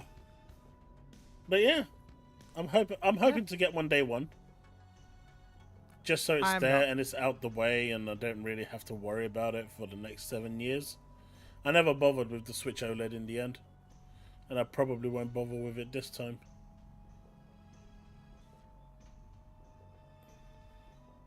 I'll just buy it and have it there. Yeah, I don't use it. I don't use it enough to care about the OLED. I don't even really take it out of the thing, so. Yeah. Will I really, Bob? Chat, what have I said about the... I mean, we were going to talk about the Asus Xbox handheld anyway. What have I actually been saying about the Asus Xbox-themed handheld? That it's the greatest thing since sliced bread, and You're you a can't pony. wait You're to gonna have lie. one. You're a pony. You're gonna lie. You're like, oh my god. You know I'm he'll gonna actually. sell my firstborn. You know he's gonna take this to Puerto Rock and everything. He's clipping it right now with you saying that. Hey Rock, I know you don't know who I am, and you probably don't even care. But no, you really don't care that much, right? You already own a Steam Deck, right? No, but what, the point I was making with, and I've always made, it's just an Asus ROG running the Z2 Extreme. Yeah. It's just a handheld. yeah. It's a beta test, really, for Microsoft's future plans. There you go. At least one of you in chat is being honest. Thank you, Chris. Yeah, the Brick Wall said the best Xbox of all time. Look at the chat. Oh god, they absolutely hate me so much. Yeah. I've been clipped out of context so much, and they're just adding to the fuel. They're just adding fuel. Maybe we're all an Xbox. I mean, 7.9 inches? Pretty big. I know. It's above average. Yeah. By 0.9, right? No, 1.9. By 2.9. Everything is an Xbox. Yeah. The Switch is an Xbox. Oh, it's a good thing none of this is actually appearing on the side, so it can't be clipped in that way. This is why I don't have that feature on my chat, by the way. Because I know you guys are just going to absolutely ruin me. By having it on screen? Yeah, because they're just going to start posting stuff saying I've said something else. They've done it before. I've been there, done that. I've learned from my mistakes. See, this is why I still have it on my screen. Xbox is both our Microsoft partner program. I mean, technically, yeah. But I'm not going to run around and say it's the greatest thing on earth. Yeah. It's good. It looks. I mean, for the actual specs, it's probably one of the better handhelds, right? Though. It's going to be running on the. It's going to be running on the new Z2 Extreme. That was showcased at CES earlier this year. So that's like the leading cutting edge processor at the moment. So I don't think there's actually any handheld out there that actually runs it yet. But it's all dependent on the price, right? I to a certain degree agree with what the discussion was last stream, where we were talking about the price point. I don't, I think it needs to be subsidized, but I agree with, what they were saying in chat. It's not going to be subsidized because it's an Asus hardware in the end. When Microsoft release their own handheld, that one will be subsidized. But I don't see this one being. I mean, it's going to be their own hardware. They'll be able to, release docks. They'll have their own, controllers specifically for it, and they're going to have their own accessories for it. And all of this is going to subsidize it. Game Pass alone is, when they try to bundle it with it, is going to subsidize it. So, when they do their own thing, I can see the price being more affordable. But this one is going to be interesting. But the problem is Microsoft is looking at this one as a benchmark to see how well it's received, and I just don't think they're going about it the right way. No, because it's not going to do as well as some people think it will. All these prices only push more to Game Pass. I think your thoughts. I don't know, Paul. I don't know. I mean, if games start going to £80-90, which, you know, they will do by the end of this year with GTA guaranteed. I think at that point, gaming will get to a point where people just are going to be priced out of the market. So subscription services like Game Pass, Ubisoft Plus, well, no, they don't really have much on there. PlayStation Plus, they I have guess. day one games, right? At least They Ubisoft do. games. I mean, they have they do have day one games, but they just don't release enough. No. To warrant it, you know, they release like what, 2 games. Keeping a subscription. Yeah. So you know, you need the flow of games to be coming onto the platform. So when those prices start to normalize, at that point, people will think again. Now, whether Microsoft is going to capitalize on that and try push people to subscribe to Game Pass through their TV or through their laptop or through their PC or whatever it is another matter. Microsoft's advertising is notoriously bad, but it's an opportunity for them. You know, it wasn't long ago that I was having this discussion with a friend of mine at work where, you know, as far as Microsoft's concerned, these price hikes works in their favor exponentially because it just makes more sense, you know, for them to be able to push Game Pass as a alternate service, not having to spend that much money. So for Microsoft, it's a win-win situation. For the consumer, it sucks.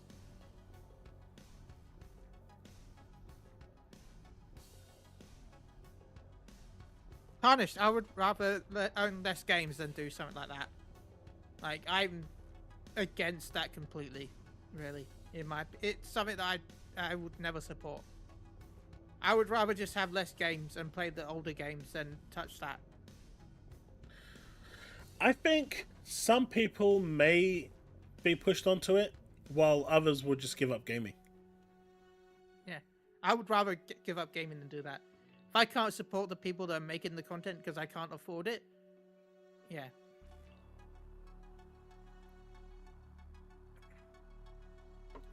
It will thing.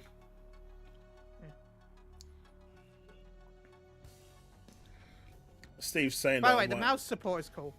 Yeah, that's really cool. I'm just saying, Steve's saying that while he's got his tricorn on. But yeah.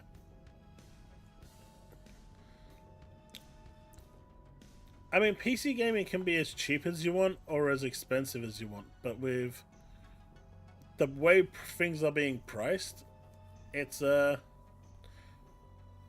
going to be cheap. No. You know, the whole thing with console gaming was that the barrier to entry was low. If people think that the PS6 and the new Xbox is going to release at $500, I don't know what to tell you, but you're in for a world of disappointment. I don't see it releasing any cheaper than $700, and that's without a disc drive. With the disc drive, it's going to be $800. Because Sony set that new standard with the Pro.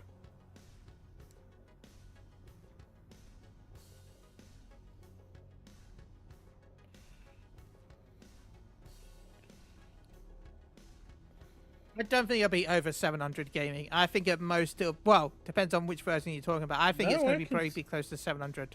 I can see it being above... For the base model. I've always said it's going to be between 700 to 1,000. I think it's going to be probably 650 for the base, and then over 700 for like. It's not going to be sub 700. It will not be sub 700. I think it will. No. People thought that about when the Pro came out, that the PS5 would be like that.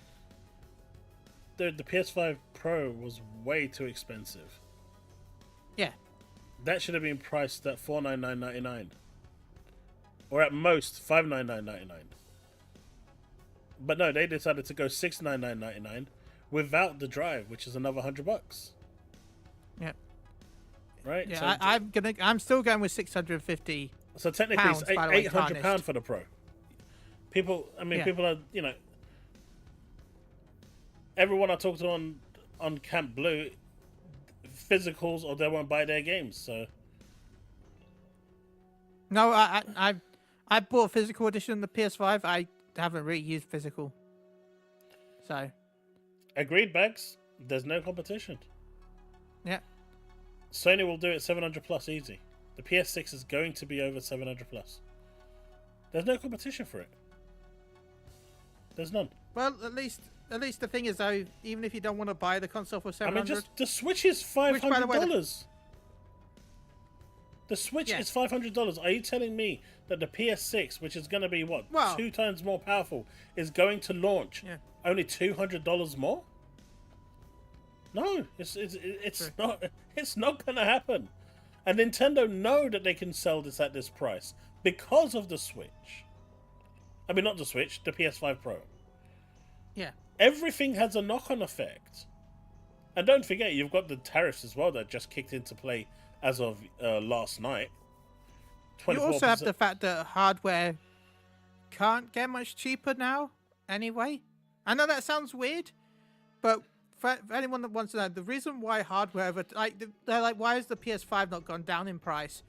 One of the reasons why old hardware used to go down in price was because the chip size would shrink over the generation. They would start off with a bigger chip, and then over time, it would get smaller. Because they're smaller, they can print more of them, therefore it becomes cheaper to manufacture. Nowadays, that's not happening. How much is the PS5 right now? And it's same. It's about this. Don't know. It's been a while since I looked.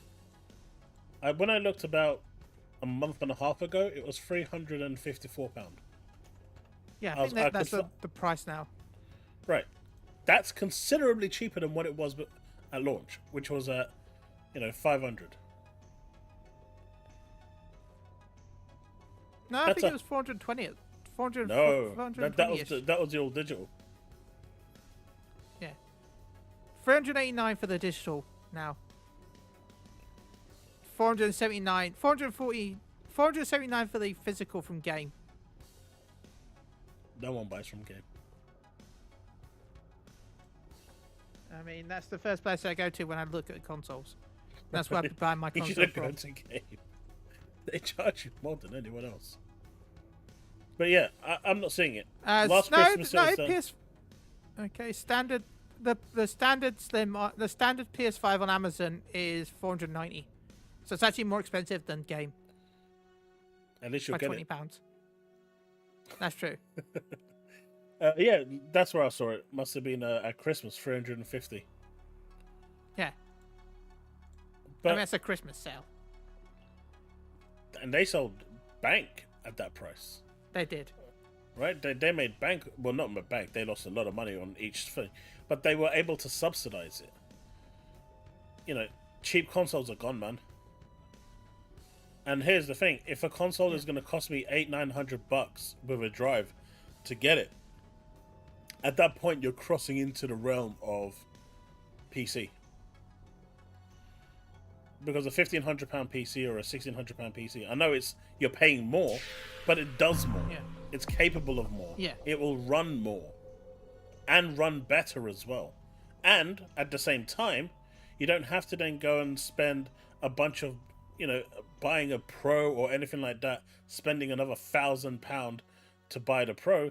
You can just spend £600 on another graphics card or £400 on a processor, and you can upgrade at your own time and leisure along the way. You don't have the problem that you have there.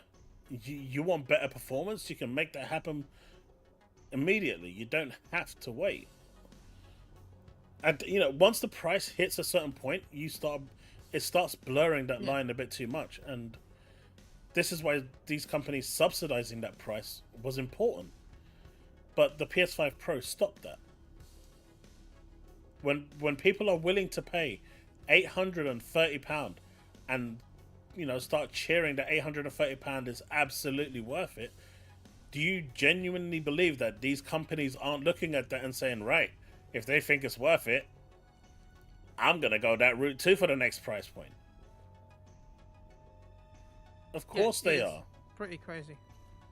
You shouldn't be championing this. Sorry. Not you, but in general. Yeah. Certainly off screen, but I think it's stupid that the new Switch Pro, the Switch 2, enhanced feature for Zelda is a mobile connection. Like, this isn't even in game. This is your mobile phone. Devastator says, didn't the PS5 Pro No, fail it did though? well. No, it did well. It did well. It exceeded Sony's expectations. Yeah. I think it sold like 3 to 5 million in its first few months, which is a lot considering. Sony's expects it to be, what, 10 million for the lifetime at most. And they're not far from it now. Yeah. And that's lifetime sales. Not like that was when the PS6 comes out. Last we heard was 3.5, right? Woodpit. 3.5 to 4 million sales is the last we heard, I think. Blame Chaos for buying all the PS5 Pros. No, I got mine for $100. I'm happy.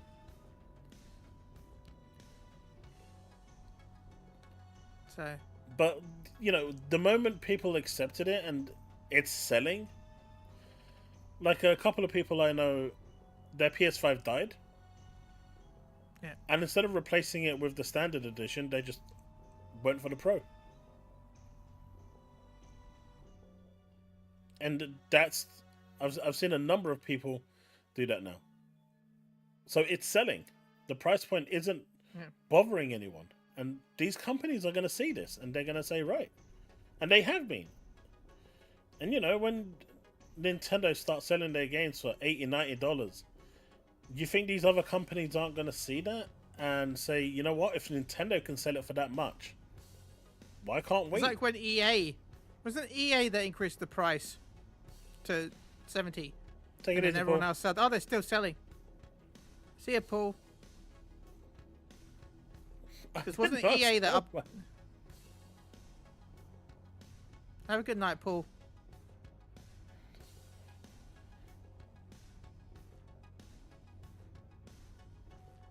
But yeah, it was 2K that released it for 70 originally, and then everyone jumped ship. 2K? Right? Yeah. But once you see... No, was it 2K? It was 2K, yeah. Okay. 100%. But, you watch Mario Kart fly off the shelves for $90, right? In the US. It's going to be sold out. Do you think that Microsoft and Sony are going to look at that and go, man, that's actually okay? Nah, we're not going to do that. You genuinely think that they're going to say that? They're not. They're going to go, man, we sure want free money. Exactly. And then GTA is going to look at that and say, oh, well, if Mario Kart is selling for 90, we're Grand Theft Auto 6. We can sell it for $100 to $120. And then these companies are going to be like, well, maybe we can't. Maybe 120 is going to be taking the piss, but if GTA is getting away with 100, I think we could too. And instead of pricing it at 100, right? Instead of pricing it at 100, because when you put that 100 next to it, like I was talking to a friend of mine today, that looks a bit overkill.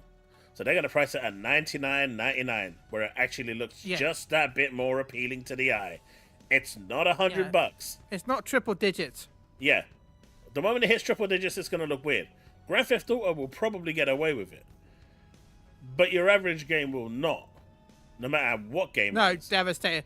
GTA 6 sales are going to be insane. They're not going to be worse than GTA 5. It's going to be crazy. It's going to be crazy. I actually think some countries are going to declare it as a holiday. Not going to lie. I think some countries will actually declare the launch date of GTA 6 as a holiday. Like how Dragon Quest for the longest time in Japan, it was considered a holiday because people would skip work so they could play Dragon Quest. I see. That's something that I 100% agree with, right? What Brothers Grimm said. That is something that I do 100% believe, and I 100%, of the same mind. When Sony and Microsoft are going to sell their console for $800-900, you will not be able to buy an equivalent PC that will be able to perform at that level for that same price point. It will be somewhere in the 1600. NVIDIA will be like, oh, so they're willing to pay that for that, huh? But yeah, that I agree with. Right? That's something I totally agree with. The price point that the console will launch at, PCs will not be able to match that. And so therefore you are actually still getting more, more performance for your buck. The problem is still that the average consumer will not be able to afford $900 or $1,000 for a console. It's just going to start alien. And what that's going to start doing is pushing people to cloud gaming.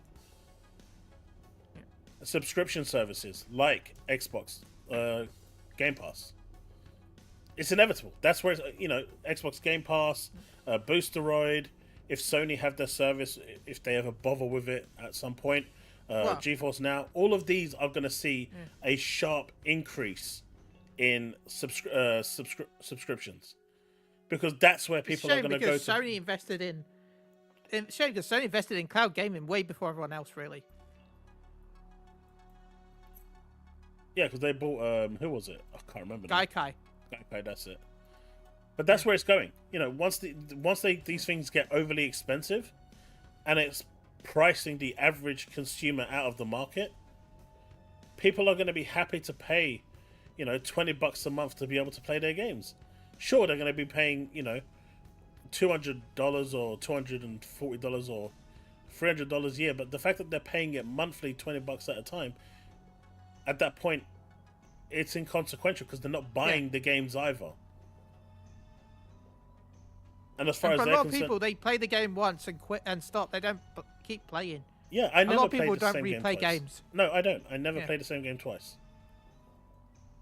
Right? I mean, I'll test it out on different hardware, but to sit down and fully play for it from start to finish, I just don't do that. I just get bored. There's very few games that have done that.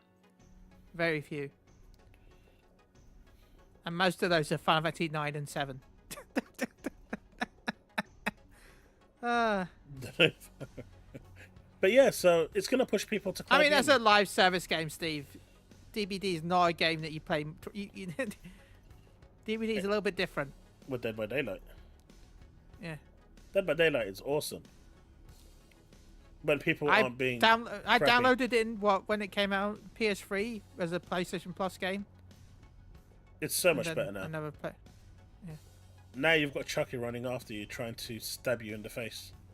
Yeah. I haven't played it since it was a Plus title, whenever that was. No, it's free to play, right?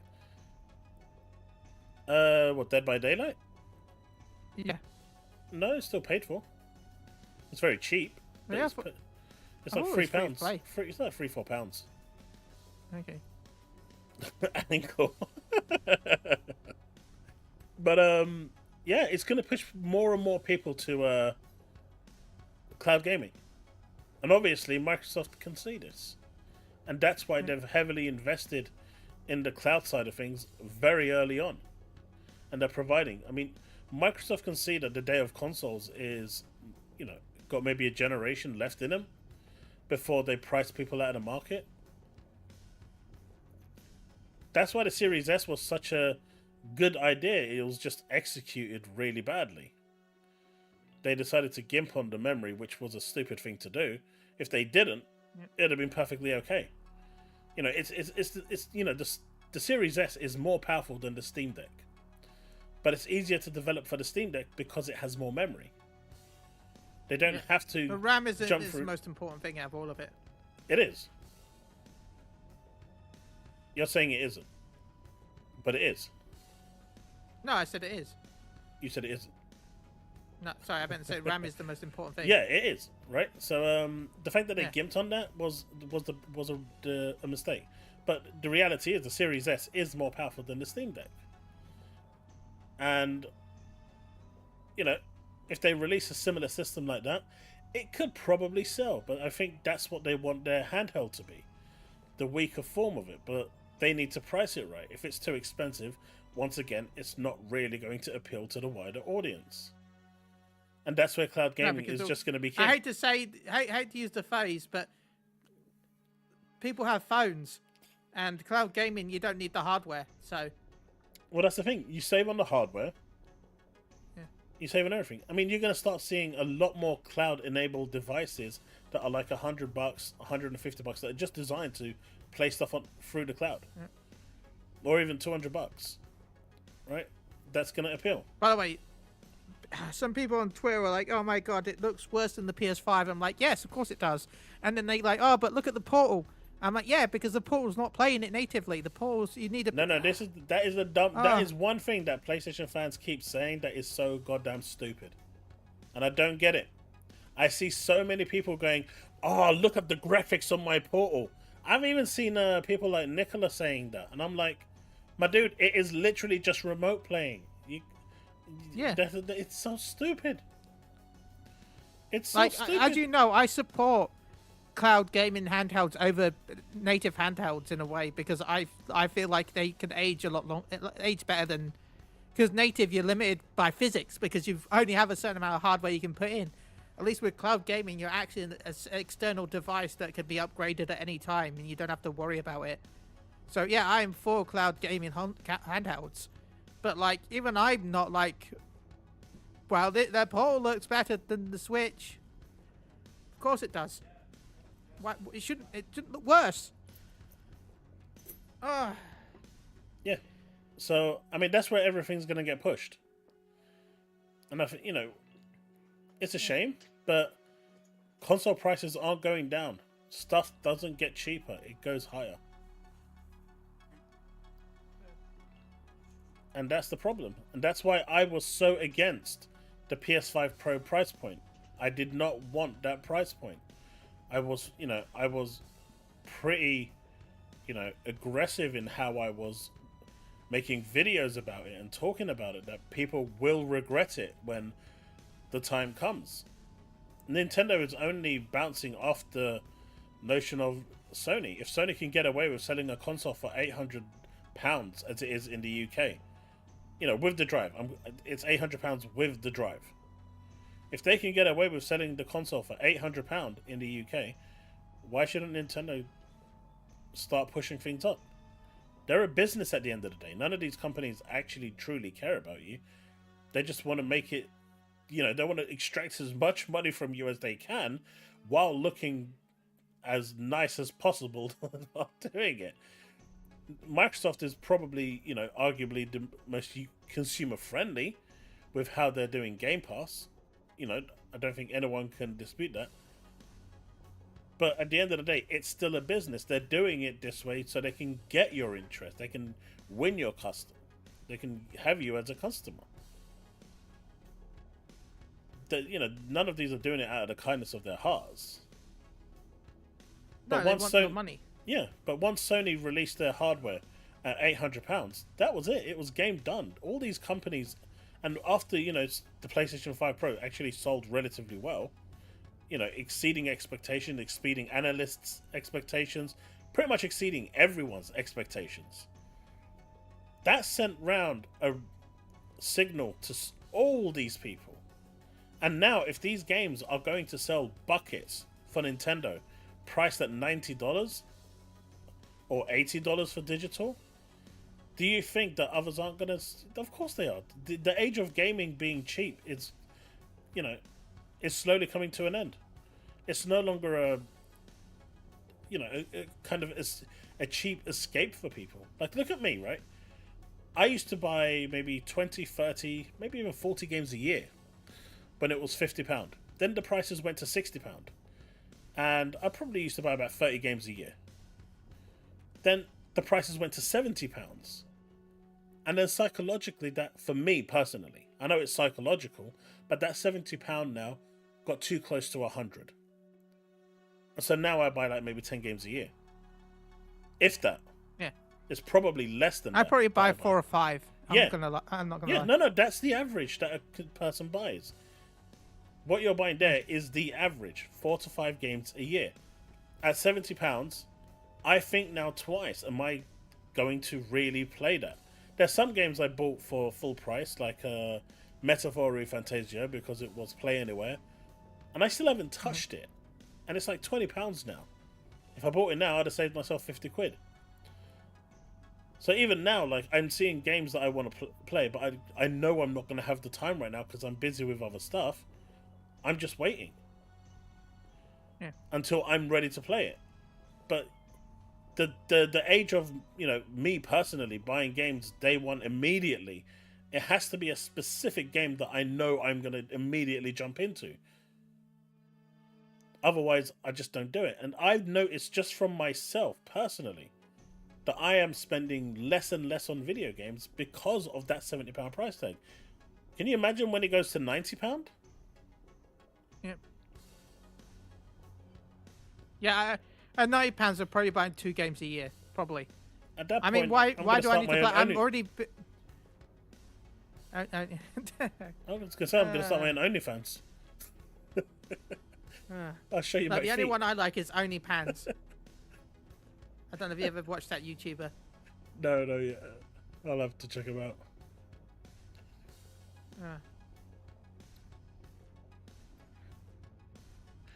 The stutter seems to be a UE5 problem, though, right? For some reason, Unreal Engine 5 is bad when it comes to stutter.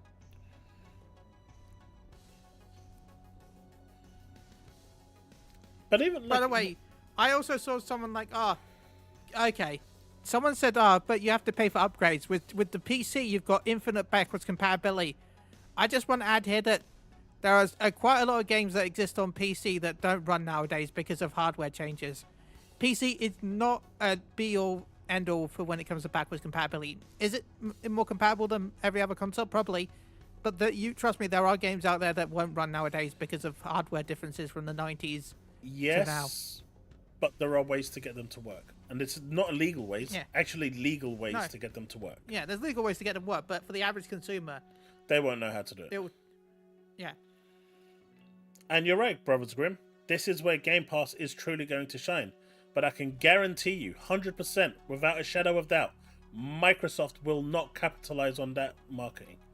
They are going to look at that and go, should we actually turn around and tell people that for $14.99 a month they can get all these games now that they can't afford a console to play? Nah. That's what Microsoft are going to do. Yeah.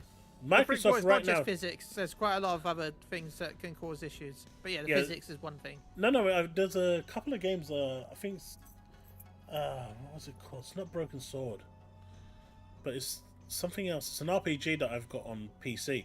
Like it no longer. The last operating system it worked on was Windows 7, I think. It doesn't work on Windows 8, 10, or 11, even in compatibility mode.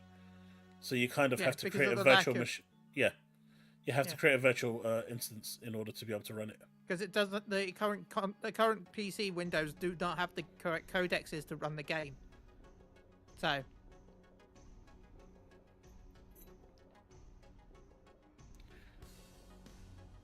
Indeed you can, Killcat. Indeed you can. I know exactly what he's talking about too. And I shouldn't, but I do.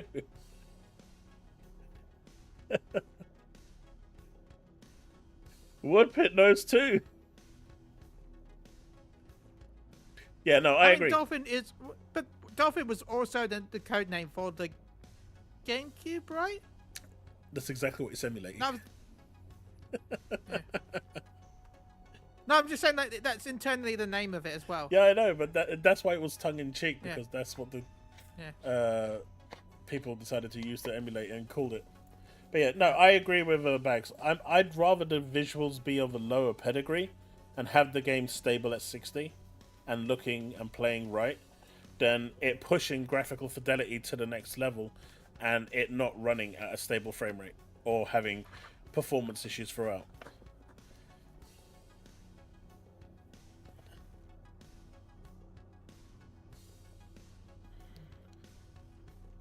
I suppose from Leaf that. And you know what? I forgot what the hell the name of the first one. The 2 Zelda games are 60 FPS 4K. Yeah, Breath of the Wild and Tears of the Kingdom. I'm actually, now that they're 60 FPS 4K and they're on the Switch too, I'll sit down and play them. I refuse to play them because they were 30 FPS. They were so bad. I mean, they're not bad games. It wasn't the fact they were 30. No, it wasn't the fact they were 30 FPS. It's the fact that they weren't stable. Look, I can handle 30 FPS. The issue is it's not stable. Here is a take that is legendary. Yeah. That is one of the greatest takes you'll ever hear. What's that? Because Zelda Breath of the Wild did one thing that, revolutionized gaming entirely. It did something that no other game up until that point did. Do you know what it is? Gameplay? No. No, I don't know. It gave birth to Genshin Impact. And the world of gacha exploded thanks to it. The waifus that are raining upon us right now is all thanks to Link. He got so bored of trying to save Zelda that he just prayed to the gods and said, just rain the waifus, Hoyoverse. And so it did. That reminds me, right? Link doesn't talk in the games, right, at all. He does. Link doesn't talk. That doesn't count? Link doesn't really... No, he doesn't talk, right? Link is a mute, I thought. Hey, Wuwa is a good game. You're just salty about it for some reason. Right, but am I wrong, chat, that Link is a mute in the game, right? I think. Probably, like most protagonists. We're getting a live-action Legend of Zelda game. Yeah, he better be mute. I feel like it's weird that... I hope that he's not talking. If he is talking, it needs to be... Yeah. It feels weird, the idea of... I know we're getting a live-action one, but I know they're going to have to give him a voice, probably, but it feels weird that, like, he's talking for once. Because I thought the whole reason why he doesn't talk was so that, you can imagine it with the voice that you want to give him. I just like the fact that no one disagreed with me.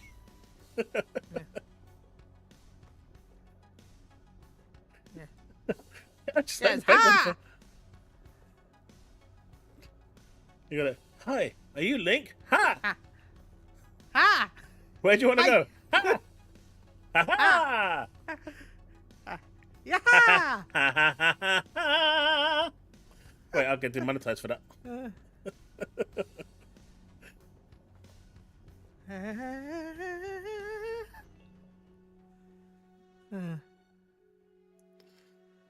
Search Metro Prime 4 gameplay today. Yeah, they had a lot of gameplay shown off today for the different games, right? Mario Kart, Metro Prime. Let's have a look. I wonder if this will actually run better than the PS5 version. Probably. I still remember when the Final Fantasy 14 version of PS5 launched, and everyone told everyone to download the PS4 version because it ran better than the PS5 at launch. So you downloaded the... So I remember, that was a 10-minute gameplay here. I actually remember watching, playing the... Yeah, but it's IGN, so it's probably like 30 seconds of gameplay and 9 minutes and 30 seconds of talking. Okay, it starts about here. Well, maybe. So I remember, like, my eyesight at the time was so bad that when I started playing Rebirth in performance mode, it didn't matter how blurry it was because my eyes didn't make any difference.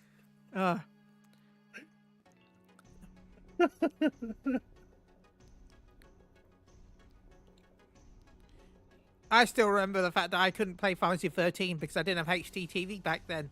I had a standard definition TV and I couldn't play the game because the text was so small. Just trying to read the health pools hurt my eyes. You see, and Bags has got the right of it. I keep seeing people talking about, oh, look how many consoles I sold, and look how many game copies it sold. And I'm like, why do you care? I mean, the game doing well by the way, and making spoilers, profit I is have never obviously played important. I have never played a Metroid game in my life. Really? Yeah, really. I literally played Nintendo for Pokemon. I've never played Mario, really. Like, the last Mario game I played was Super Mario World. You should play Metroid Fusion. I know it's completely not in sync of the order of gaming, but Fusion was really good. I never really got to finish Dread. Oh, I mean, I started Dread, and then I don't know what it was on the Switch. I just couldn't play it. So I'll probably finally play it on the Switch too. Oh, sorry, I played Mario 64, but I actually really didn't like it that much as some people did. Like, it was, I'm not saying it's a bad game, but like, it definitely Wait, wasn't this is as good as I Metroid expected with it to. mechs? Yeah, mech droid.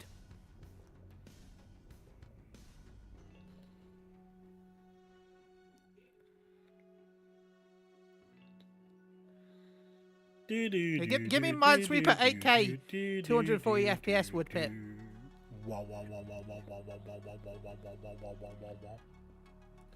Hey, come on! I did that to perfection. Aha!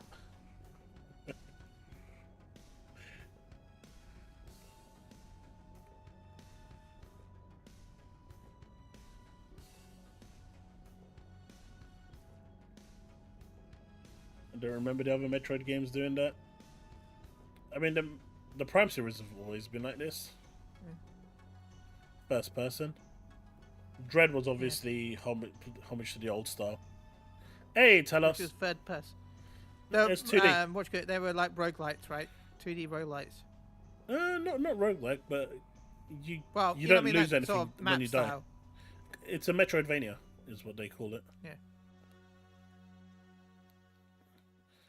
Hey, tell us. Which actually came first, Metroid or Castlevania? Castlevania, right? Yeah, let's have a look.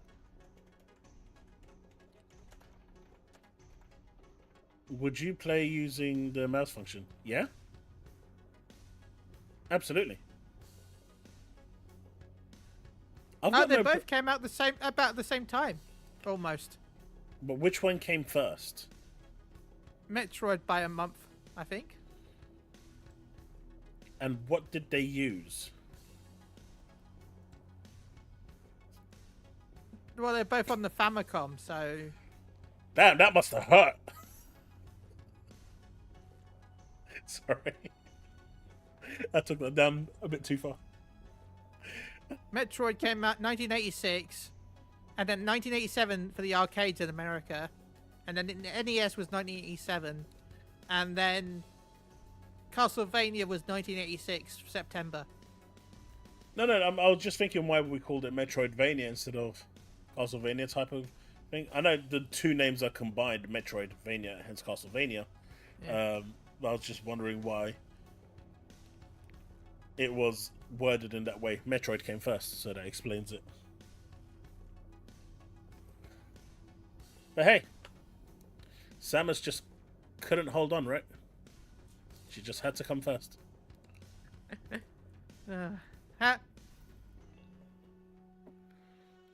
Good for her. Yep, she definitely was more popular. I agree with you, Susanna. Yeah. Definitely more popular than some random vampire hunter, slayer. Called Alucard, which totally isn't Dracula backwards. Of course not. And wasn't it Rick Vermont? Yeah.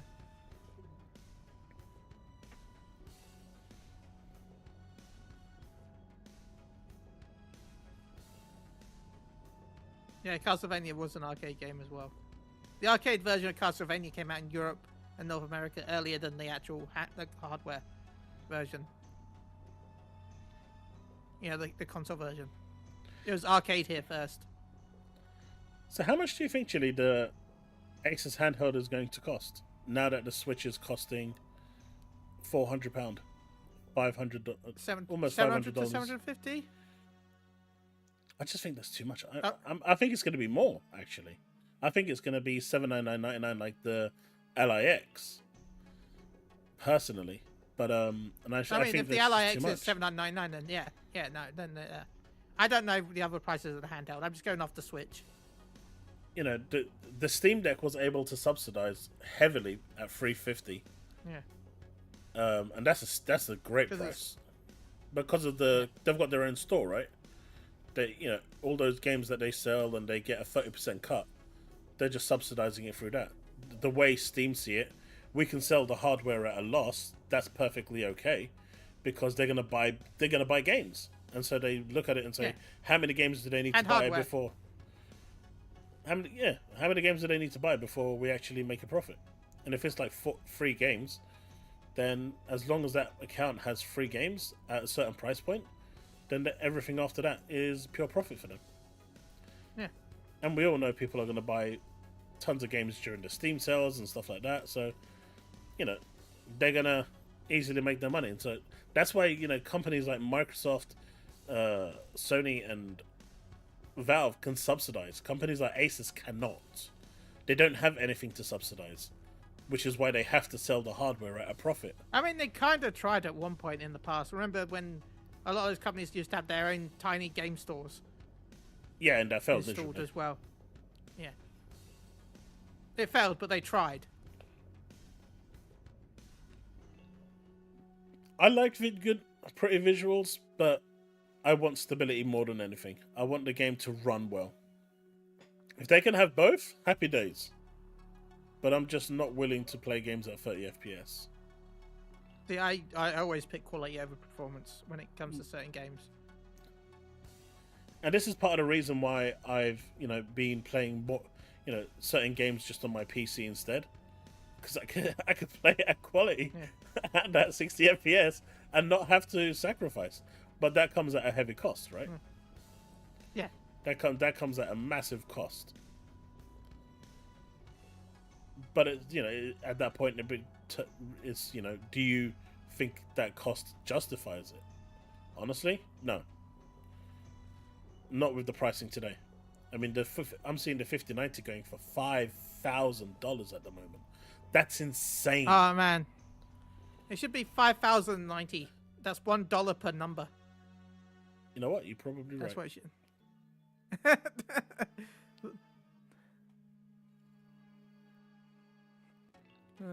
This happened midnight launch today?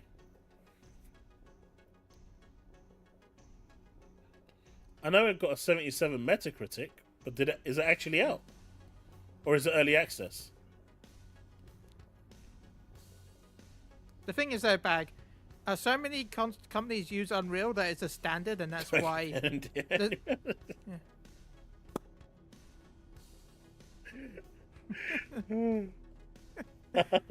Sorry, Brickwall. If the 1690 comes out released as a $6,090 version, and it's just that price because of the fact that it's a 6090, don't come to me. I'm sorry.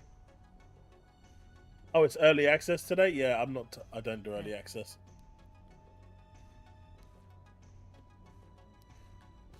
Sweet, we're going straight into the Switch stuff. I mean, the Mario Kart World. This is, the character select screen that I said looks really bad. It's right there. Yeah, I'm just trying to... Let's go from here. Look. Wait, you have to scroll? You have to scroll through every costume.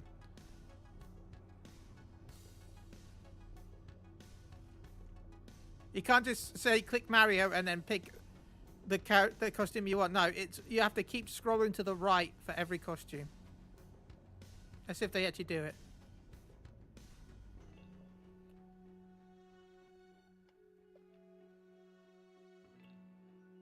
Yeah.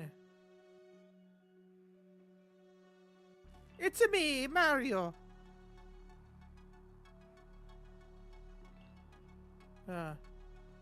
We know who Mario and Luigi are. You don't need to be on it forever. But those cartridges also cost a lot of money. Like those Neo Geo games, those cartridges were custom built. Why they were so expensive?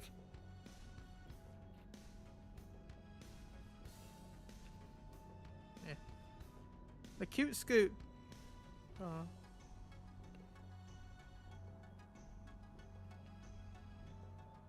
I mean, there's not much for them to play, right? PS5 blows. There's not much for them to play, but I saw the Metacritic for it get like 76 out of 100. That's not bad, really. It's not bad. I expected it to at least hit 80. I'm curious to see why it actually, you know, what people didn't like about it. Oh, Croc released today as well, right? Or is that tomorrow? There's a hot chicken. No, it's probably out. Who's the hot chick? Isn't she from Mario Odyssey Venture? I can't remember her name, but she's from Mario Odyssey. Probably. Switch 2 already has more exclusives than the PS5. Oh, burn.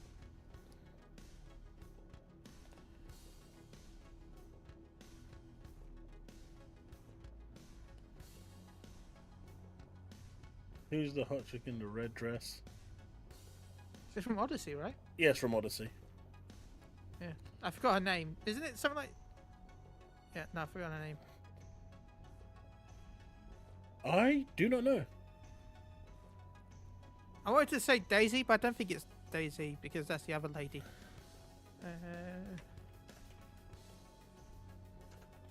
Ladies. No. Surprised more people aren't playing it? Pauline. Oh yeah, it's Pauline, which is was an early name for one of the other characters. For Indiana Jones, I caved for early access. I think I did for Starfield as well. But it has to be something that I'm really, really, really, really, really looking forward to for me to actually cave for it. I just don't like early access. I think early access is a scam. It shouldn't exist. Whereas Croc is a platforming game that was on PS1, right? Yeah, it was on the PS1 Yeah. and the Sega Saturn. Yeah. Yeah. I think the Sega Saturn version came out first, actually. I can't think that far back. But either way, it was on the Sega Saturn and PlayStation. Oh, PS5 Blows. I fully intend to play it. It reminds me of Kenna Bridge of Spirits, which I really enjoyed. So I'm looking forward to the game to play it. Just not enough to pay more for it to play it. I don't know, I just don't like I don't like the concept of early access. Number one, it doesn't have the day one patch. So if there are things broken with the game, you're not going to experience the game the way it's intended to be played anyway, because the day one patch launches day one. So it'll launch in a couple of days. And so any issues that you might have is going to be a problem. And secondly, I shouldn't have to pay £10-15 extra just to play it earlier by 3 days. I don't know. I'm just inherently against it. I shouldn't have to pay anything earlier.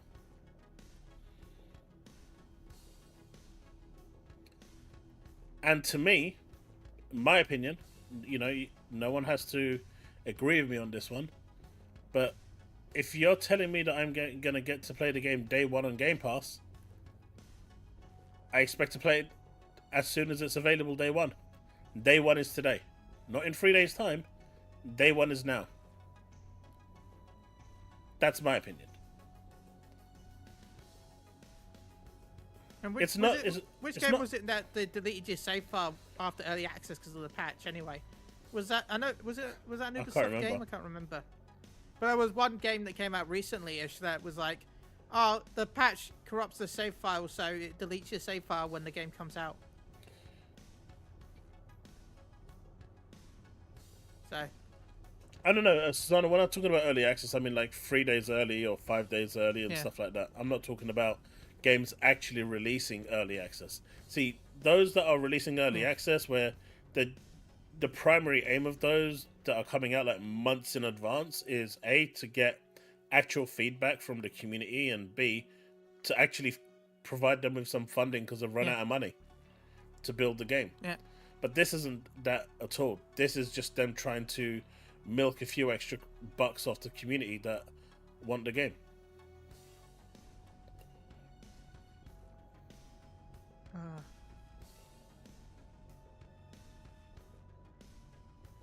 I will never let go of this, Woodpit. My opinion on this will never ever change. Well, I was frustrated that I bought, I had to buy the early access, I had to buy the Bleach Deluxe because as I've been making content for it, I know the fact that if I bought the normal edition that didn't get the early access, you're screwed. I'll be screwed for content creation. Because the characters are 7 days early with the Deluxe. 7 days. So, it's why I don't want to promote it, but it kind of sucks. Skull and Bones is $7 right now. Oh. They're adding some. I can't. I don't. I'm gonna talk about it in case I can't talk about it. I mean, at $7, I don't think it matters. I mean, I don't want Ubisoft to strike me down because they do give me stuff information early. So. I don't know. Ubisoft are quite nice with me as well, but I think they made a blunder with that game. Oh, they did. But I also feel like they legally had to because of their debt to the Singaporean government. Yeah, I mean, when I first played, what is it, Skull and Bones, I actually really enjoyed it. Yeah, like if they had supported it more regularly, I think like it would have done much better than it did. No, it wasn't that. It wasn't so much that. Like when you first start playing it for the first 4 or 5 hours, it's actually all right. The game's actually pretty good. It's when you get past that 5 hours or 10-hour mark, and you've seen everything the game has to offer, then the glaring issues start to appear. There's no invading ships. There's no real land combat. I mean, there might be now, but at the time there wasn't, and it was really just a shell. And if you compare it to something like Assassin's Creed Unity or Sea of Thieves, it just paled. Not Unity, Black Flag. Sorry, it just pales in comparison when you're comparing it to other games that are the same thing. Launched quite badly as well. Like when they first announced the release, they're like, "Oh, we don't want to have levels because we don't want it to be competitive." Okay, and my argument for that, right, is this: as a developer, if you are gonna go and see, hey, look, that game that released 10 years ago released really badly, so we're gonna release our game, and in 10 years, hope it's gonna be successful. You deserve everything that's coming to you. If you can clearly see the mistakes that other companies have made in the past, you should be working to fix those mistakes and release a better product. You look at Bethesda with Fallout 76, they had all the information available to them, and what did Todd Howard say? It's not how you start, but how you finish. Sure, Fallout 76 has a really good community right now, but can you imagine how big it could have been if it actually launched in a much better state? Yeah. Well, to be fair, they didn't really have much to compare to with Fallout 76. I mean, the game just wasn't working. No, it wasn't. I bought it day one, though. That's one of the only Fallout games I've ever bought day one. I enjoyed it. No, I think Fallout 76 right now is a pretty fun game to play. Game, I will never forget you, by the way.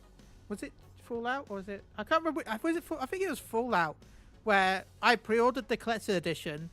My mate went in and bought the collector's edition, saying that my mate doesn't want it, and I'm like, but I pre-ordered it and Game sold it to him. What? So yeah, Game, yeah. He went in and said that he was going to pick up for me, right? Even though I had no idea that he was doing that. And Game sold him my collector's edition that I pre-ordered. That's bad. Yeah. But yeah, so, companies should learn from it. And so, when you had the Avengers come out as a live service game, and you had other games in the live service space come out, and you're seeing, but the game's just come out. Destiny has had, 10 years to get to where it is. Well, learn from it then. Don't go and make the same goddamn mistakes as they did day one. No one's got time for that shit.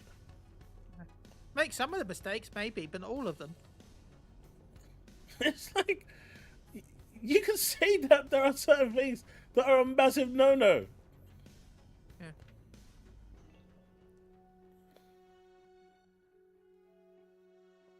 It's just dumb. It's funny. It's funny that Microsoft got so much hate for when they said, if you don't have the internet, we have a console for you called the Xbox 360. And just like a lot of things that Microsoft does, technically they were just too early with that, because nowadays they could be like, if you can't afford Sony could be like, if you can't afford the PlayStation 6, it's okay. The PS5 is going to support basically all the games until like 2030 anyway. 2032 probably. Microsoft's problem is just that they go for the trends way too early. They're really good at spotting trends. They're amazing at spotting trends. The problem is they go into it too early. Like that whole TV push that they had with the Xbox One. If they did that with the Series X, it would have been, or if they did that a few years later, it would have been so much more well received. But they always try to be the pioneers and end up having it slapped right back in their face. They inherited that problem from Sega.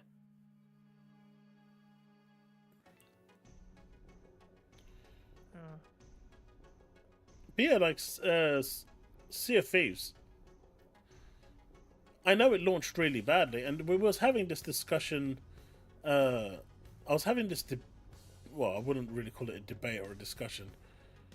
It was some idiot on X that was basically saying that it's Xbox tax because Sea of Thieves today on the PS5 was rated higher than the launch Sea of Thieves on Xbox.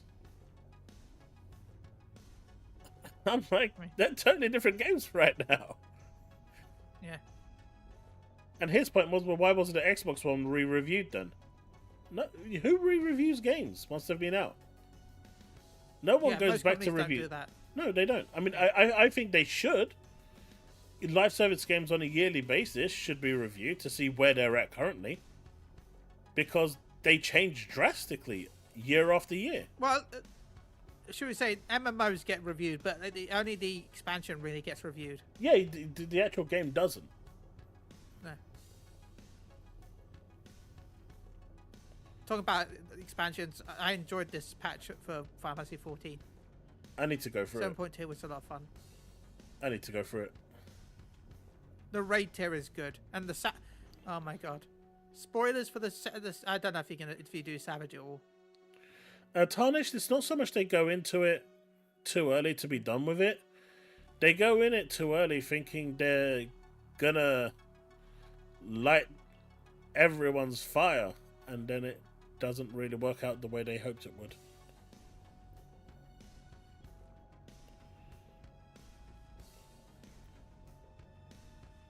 It's really that simple.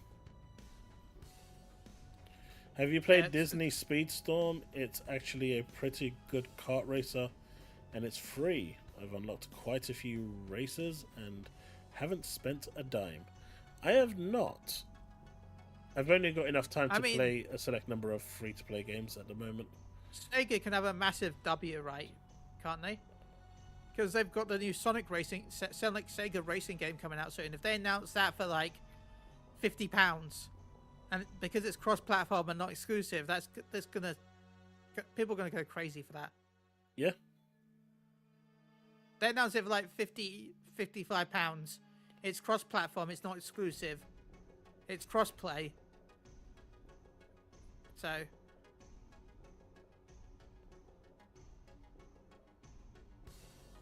I know it's not free like your Disney game, but like.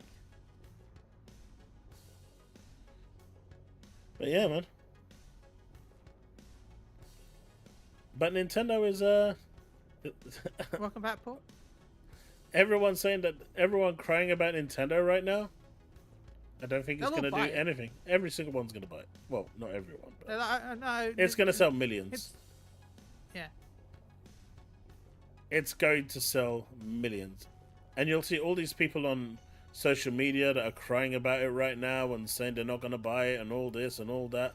9 out of 10 of them are going to come out and start posting pictures of their Switch too. I got it day one! I probably won't be buying it day one, but I'm not saying no. But so far, I have no plans. I've always tried to buy them day one. It will be this year though. That's been something I just like to do.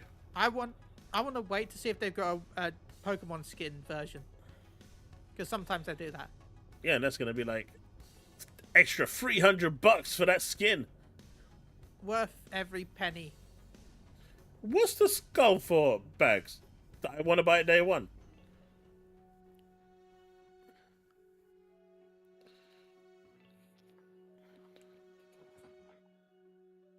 Worth every penny. Worth every penny. Spoken like a true pony, man. But nay. Hey, look. Give me a Halo skinned handheld, and I'll pay a few pennies more. Only a few pennies, though. And that'd be cool if they did do a Halo themed handheld that they then add like the boot up sound is the sound from Halo. You know when you turn it on, it just does the do. Oh, they're gonna do that, Bags, 100%, without a shadow of doubt. You know, it's going to happen, right? And that's the sad part. Like all these people you're seeing right now on X and social media crying and saying that, oh, this is this and that, and you know they're all going to buy it, every single one of them.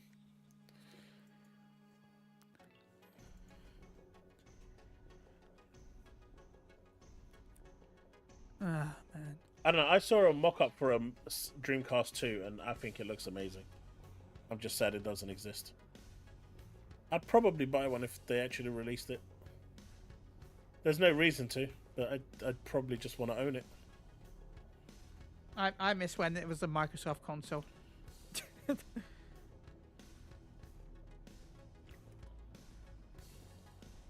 My EA stocks have dropped by over 27% today. With tariffs, yeah, those tariffs are going to hurt. It's going to be interesting to see what's going to happen over the next 12 months.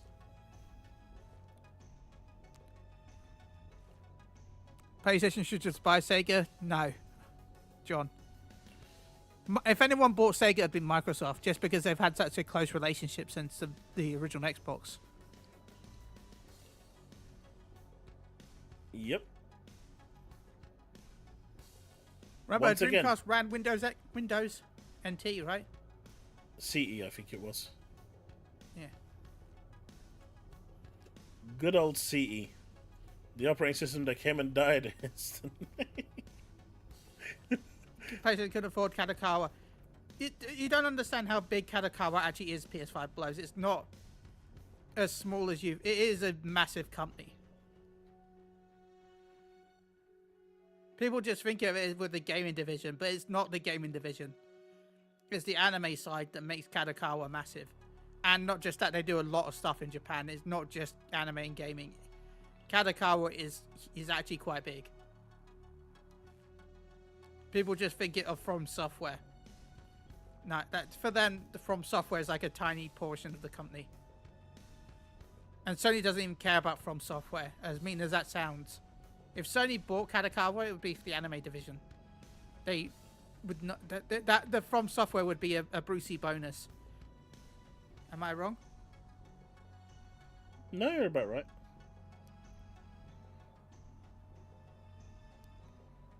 Yeah. I still feel like the OG Xbox was the Dreamcast 2. It was, Ventura. Yeah, it was.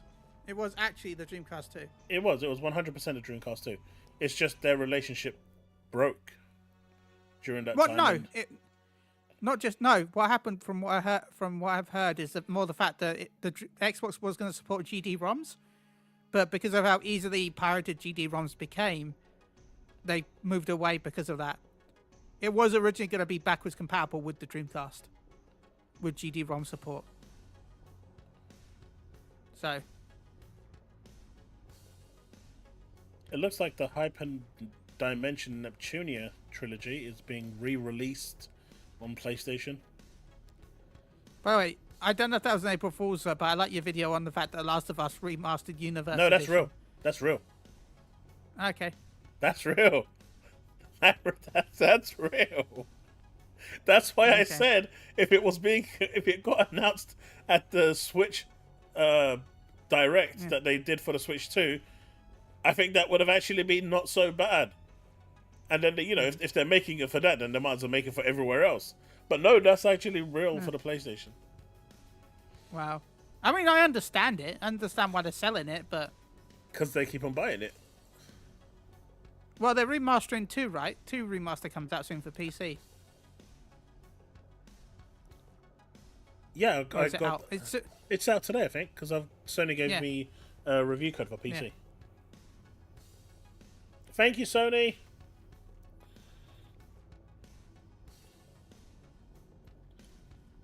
It's okay. Microsoft will give you a code one day, Chaos. No, they won't. No, they won't. Never. That's 2026 goals.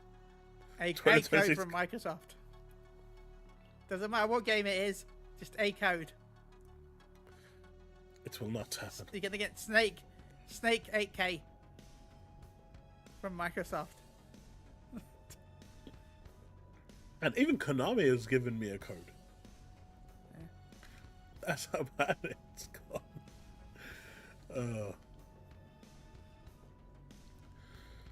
Oh, that's interesting stuff. Yeah.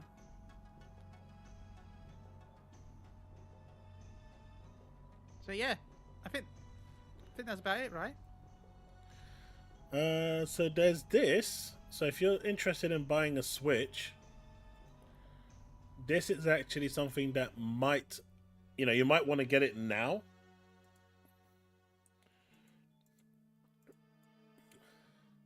So this is the stuff that I was talking about earlier at the start of the stream. With the US tariffs coming in, because what a lot of companies have done, because the tariffs from what China and Japan already had decently high tariffs, so they were sending it over to like Cambodia and Vietnam, and then they found a loophole to get around the tariffs by sending it to other countries and then shipping them into the rest of Europe and America. So those countries got hit really hard with the tariffs to stop that from happening. But that obviously is going to have a knock-on effect on everything coming. So the first batch that's already in the UK, Europe, and America will probably sell at the same price as it is now. But those prices, by the end of the year, are going to go up. They're going to go up quite steeply.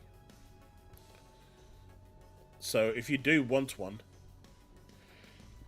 I would suggest getting one within the first half of the year. Because once they're out of stock and they need to ship more in, they're going to be more expensive. Chaos will Gears E-Day code? No way.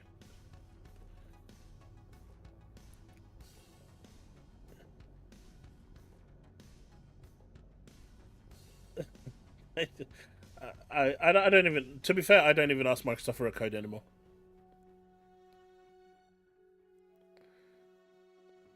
The last email I said if they've ever got any opportunities arise, I'm always open, and I left it as that. I don't bother. My contact at Sony, Square Enix, Namco Bandai, Konami, they're all really nice. So, and I'm opening doors with more and more. So it's fine. I can't be bothered. It's too much work.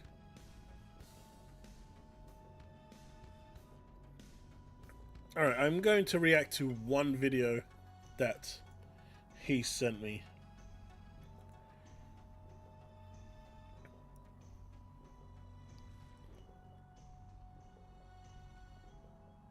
But hey, I can't disclose what it is yet, but I've already been offered another code by Sony already. I just can't disclose what it is. So like I said, Sony's treating me quite nicely. Bags is just waiting for the day that I can't say it because he's gonna clip it, but you understand what I mean, right, Chili? Kind of, I guess. He's waiting for me to say it so he can think. Wait, you didn't send me anything, Devastator. No, it's not baby steps. Baby steps. Devastator didn't send me anything by DM. I don't think he's still here. No, I shall not. They cannot buy my loyalty.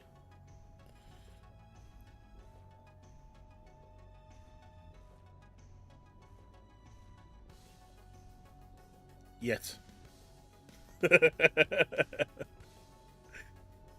Yeah, why did you send it? Because you didn't send it to me.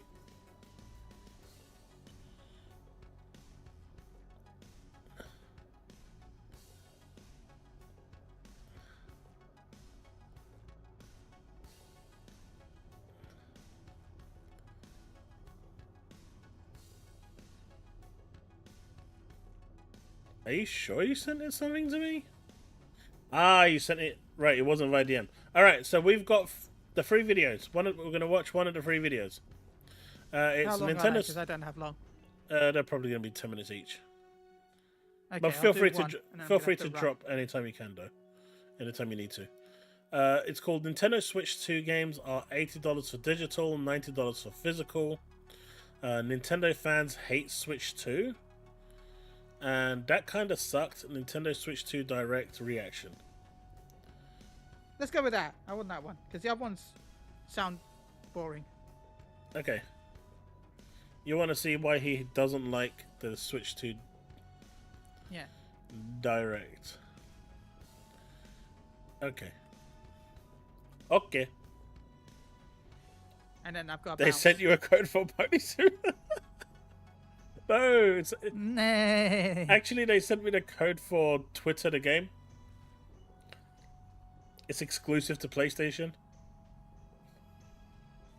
Perfect console Link's Dreamcast and Saturn and Mega Drive 32X Mega CD combo. Link's was expensive, right? That was an expensive handheld. It was, yeah. I think it was like near enough £1,000 at the time. Saturn was quite expensive as well. It was, no, the Saturn was fine. I think I got my Saturn for like, well, at the time it was like 400. So yeah, I guess for the first time it was really expensive as well. I never owned a 32X or a Mega CD. Yeah. No, yeah. Man, Paul, so rich. I mean, the Dreamcast wasn't that expensive, but a lot of the stuff was. Oh my god, why is it in one of those t-shirts? I don't want to say what it is, but we all know what I'm talking about. Yeah, he's in a mankini. No, that's something else. Look, that shirt means something completely different. Look, I don't know what he's wearing. I mean, what I'm talking about would assume that he's married, but everyone knows what I mean. No, no. I don't know. Look, he looks disgusted by it. So there's that. You should be disgusted by that outfit. You like it, right? I was going to leave in 10 minutes, but I feel like leaving now. All right.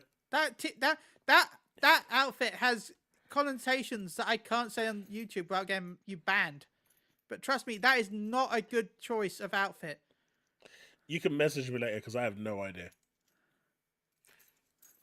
But let's this is going to be the 3rd DCG React video I've got ready to upload, I guess, for sometime next week. Let's go. You guys get to see a live reaction. All right, so we are now reacting. Go. I've DM'd you. We are now reacting to That Kinda Sucked Nintendo Switch 2 Direct Reaction. What the heck was that? So I have no idea, but I know you're going to tell me. I just watched the Nintendo Switch 2 Direct. It was an hour of games and reveals and tech talk and stuff. And I got to admit that I'm not really impressed. And I got to admit that I'm honestly very, very disappointed because while I still thought some stuff during this Direct was good, I just didn't feel that raw excitement of a new console generation. The best part of a new Nintendo or a new PlayStation or a new Xbox is always that big wow factor of, hey, here's the exclusives. Here's a new Zelda or a Mario or something that says, hey, here's the game that is so much better, so much more beautiful, so much more fun. You gotta buy the new tech. And honestly, nothing in here really seemed that crazy. And also, the games they did show, it was a lot of ports. There's a lot of games you have to pay. This is the thing. Really? How much are these upgrades going to cost? I'm really interested to see what they're thinking. They're looking like they're $20. Is that what they said? Nobody said, but the price difference between the Switch version and the Switch 2 version is around $20. I know, but if you've got the original version, are they just going to do a $10 upgrade? That's what we don't know. It could be $10 to $20, as Sana said. We don't know. I want to say $10, but that's the standard that Sony set. So Nintendo could be like, oh, well, that's what they set. What if we make it 15 because we're Nintendo? And then Sony's going to go, so people are willing to pay 15. Okay, then let's do this. You know, people really underestimate just how much consumer-friendly Microsoft is with this stuff. You know, you really do. When you see stuff like this from Sony and Nintendo, and Microsoft has been doing this sort of stuff for free for years now. Free upgrades with Fallout. I don't mind paying if it has stuff that's included with it that's not... Like the Mario thing, I don't mind that. Because the Mario does come with several new modes and new features that you're paying for with the upgrade. I see that as less of an upgrade and more DLC. It's not about the actual payment of it. I'm just saying that if Microsoft had done these upgrades, they would have been free. And people often we don't know really... that. I mean, they've done so much with everything else. Put in enormous amount of work on their backwards compatibility, taking games from 30 FPS to 60 FPS. And, you know... But that's not actually adding game content. Yeah, but you're still... It's not just for one game, though. We're talking for hundreds of games. Yeah. So it kind of balances itself out. And look at but I'm just saying, like, I feel like it's fine to sell updates when it comes to the Mario game. When it comes to the Zelda game, where the update is a mobile phone add-on that you need a separate phone for, and then it's graphical stuff, then I think that's stupid. But when it's you're basically selling a DLC expansion pack, I don't have an issue with that. No, DLC expansion, that's different. But what I'm saying is people that's what I mean. That's what the Mario thing is. Overlook basically. What Microsoft does, and they do a lot of good work, you know, with this stuff, and don't charge their consumers at all for it, which is really consumer friendly. I mean, obviously, they could charge you because they are they're paying people to do this work, but all of that is going free to consumers, and people, a lot of people take that for granted, but that's a really nice thing that Microsoft does for its consumer base. Yeah, that's the point I was trying to make. You know, they deserve. I'm also making the point that there are people complaining about stuff like Mario Kart being charged, when in reality, I would rather that charge the $10 to $15 than selling it completely new for basically the same game, which they would have done several generations ago. No, I agree. But generations ago, they couldn't update the game. Pay to get them to look good. You have to buy. There are Nintendo Switch games that are being boosted on the Switch too. They just have to pay like. But remember, you do have you. What's that? Wait. I need to rewind this. I need to rewind this. Why? Because listen to what he's saying. Remember, right? He's a pro PlayStation guy, like yourself. There's a lot of games you have to pay to get them to look good. You have to buy. What do you think Sony's doing? What do you think Sony's for?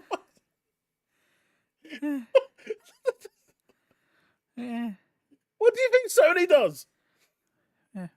Oh my god. By the way, just remember you will get these for free if you have NSO. Oh, that's not bad then. It is included with Nintendo Switch Online. Which is $20 for the whole year until you run out. Yeah. I mean, I just pay for it, and I forget that. And there are some games. Some of these games will also be free as well as Leaf Some. Some of them will also just be free updates. So the guy's perfectly okay paying for the same game with a slight paint lick up on PlayStation, but Nintendo doing it, and it's a problem. Yeah. Nintendo Switch games that are being boosted on the Switch too. They just have to pay like $20 for an upgrade patch. Let me talk about this because I didn't hate all of it, but I got to admit that this was not as impressive as any other Nintendo reveal ever. Hi, hope you're having a great day, and if you could, please give this video a like and subscribe if you haven't already. So they just announced it is coming out here on June 5th, and it comes out at $450 launch price. By far the most expensive Nintendo console of all time. It does have an LCD screen as well, but let me actually start. Let's start by talking about how they began this. So Nintendo is definitely happy about the power of this new system. They opened up the stream with this. Thank you for that $2, Devastator. And yeah, Fallout 76 does release free expansions. You buy the game once and they sell you cosmetics instead of the actual game content, which I think is actually quite cool. Big, long, deep dive into Mario Kart World. It's Mario Kart 9, but there's a lot of interesting stuff with this. The ability to play with 24 racers on a single track. You can actually drive from one track to another. There's new game modes. There's online play. I think the game looks good, and it's a good display about how much more powerful the Switch 2 is than the standard Nintendo Switch. I mean, this thing has a 720p screen, and most of these games, unfortunately, are pretty hard stuck at 30 FPS. There's a lot of Switch games that don't hit 60 FPS, and that's always been a big detriment. Now, it says straight up, a lot of these Nintendo Switch games are now going to hit 60 FPS, and some are even going to hit 120 FPS. Now, this is That was actually quite cool, right? Metroid Prime 4 Beyond. I mean, I know it's going to be 4K 60, which is really nice, but it's not actually dropping down to 1080p like you guys were saying. It's 1800. That's really close to 2K resolution. I'm guessing it's because the visuals are pretty much Switch 1 level, only just slightly better, but I think that's kind of cool that it's maintaining such a high resolution at 120. But you know, most people are going to be happy with just pumping that up to 4K 60. You know, the Switch 2 can actually surprise a lot of people. FPS. Now, this is by I far did say it'd be what around got 2K, right? Yeah, you did. I did say, yeah. Yeah, they did, Pabos. It looked really nice.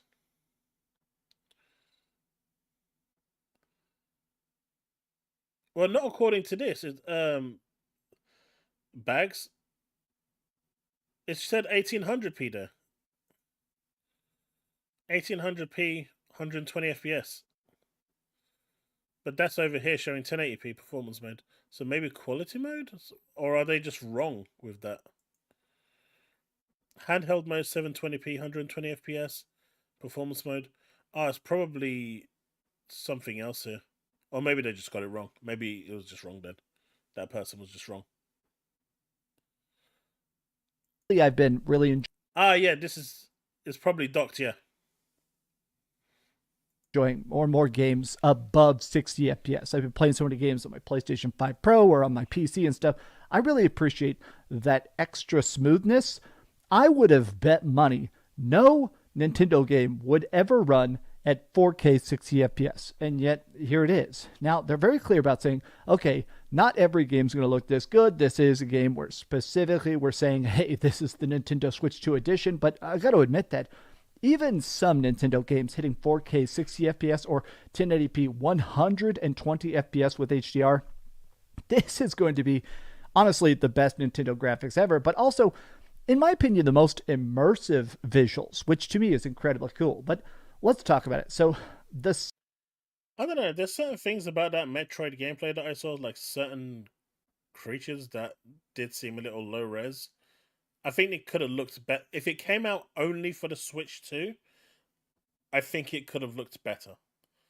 But there's no way Nintendo is going to pass up 150 million customers and do that, right? This is where the backwards compatibility, you know, hinders the game's performance. Because if it was created specifically for the Switch 2, it probably would have looked... I mean, not probably. It would have looked better and run better. But having to support the previous generation as well, there's sacrifices. But still, there's no way you're going to pass up 150 million consoles. Just no way. And Nintendo know that this game is going to sell probably, 130 million. C button functionality. By far, one of the weirdest things from the leaks that people thought was fake is that on your Joy-Con below the home button, there's now going to be an extra button, the C button. And I actually think this is one that I will be using somewhat, which is game chat functionality. It's the ability to actually talk to people. There is a mic on the top of the system you can use. It has built-in noise cancellation, so if people are banging around or blending a drink in the background, it'll actually still play completely fine. It's going to be bad. But it's going to be bad, Dreamcast guy. It's going to be bad. It's going to be what bad. do you mean? You don't want to hear my kids screaming in the background while I'm playing? you don't want to hear them going, meow, yeah. Or have Oreo in the background going, meow, meow, meow. You don't want to hear none of that while I'm gaming? No, I'm good. That's still better than COD lobbies. Nothing beats COD lobbies, mate. The good old days of COD lobbies. You just walk in there, you just talk shit, and then come back out. And I will never forget. You've had a therapy session all in the space of 5 minutes. I kind of felt bad. I never forget this, but because I don't normally join lobbies, right? But I was doing a press event for Smite, right? So I had 2 of the developers in my party with me, right? It was like showing off a new PvP mode or something like that for Smite, okay? So I had 2 developers in my team. I joined it, and someone shouted in the fact, "You sound like a stupid girl." And I'm like, they started insulting me, spending the entire match insulting me. I'm like, you're probably unlucky, mate, because I've got 2 community managers on my team is what I'm thinking. This is probably the worst time for you to start insulting me when I literally had the staff next to me. That's rough. That's rough. But yeah. Pal, I was chilly. I'll believe it when I see it. Anyway, I need to start running soon because I've got the podcast in 11 minutes. Yeah, that's fine, mate. Feel free to drop when you need to. Do you want to just sign off now, or do you want to plug yourself? Yeah, I'm going to drop now. Go for it. Plug yourself away. I'm Holified Saying Gaming on YouTube. If you don't know me, well, I plug myself here a lot. I also put myself in the self-promo chat way too much. I'm sorry about that, Chaos. No, that's fine. I already responded to you saying it's fine. We're at 165 subscribers now. We're getting very close to 170, which is crazy. We're at 65k views. I've been putting Bleach videos regularly. It was daily, but I had a bit of a break because of going to London and stuff, and then the World First. I got really busy. So I'm hoping to get back to daily soon. But yeah, thank you to everyone. Again, thank you to everyone that goes over and supports me. And thank you all for supporting Chaos. And thank you for having me on. You're welcome, dude. And thanks for coming by. And I hope you have a good podcast. At 11. What's it about anyway? We're just going to talk about the patch because we haven't talked about the patch yet. So, but next week, the next episode, we're going to have an amazing guest. I am actually really hyped for next episode. It's me. No, I'm just kidding. Have you ever heard of someone called Super Lewis 64? He's the one that makes those custom controls, right? Yes. Yes, we'll have him on the podcast next episode. See, so they have him, but not me. I mean, we can get you on at some point if you want. We'll make it happen one day. Yeah. When you've got time. On the pharmacy podcast, but I want the PlayStation one. In case you should give me on the PlayStation one so I can just be the anti. I'm gonna say that's who the guest is on. So. But thank you everyone, and thank you everyone for welcoming me in your community so much. It's always nice chatting with you, Paul, Woodpit, Bullets. By Bullets, thank you for all the support over on the Holified Saying channel, and also to Steve. I see Steve there a few times. Thank you everyone. He keeps on subscribing and resubscribing. That guy, I don't know. Anyway, thank you everyone. Take it easy, man. And here's to 4K views to 69k because nice. Anyway, until next time, stay safe, and remember to remain legend. Always.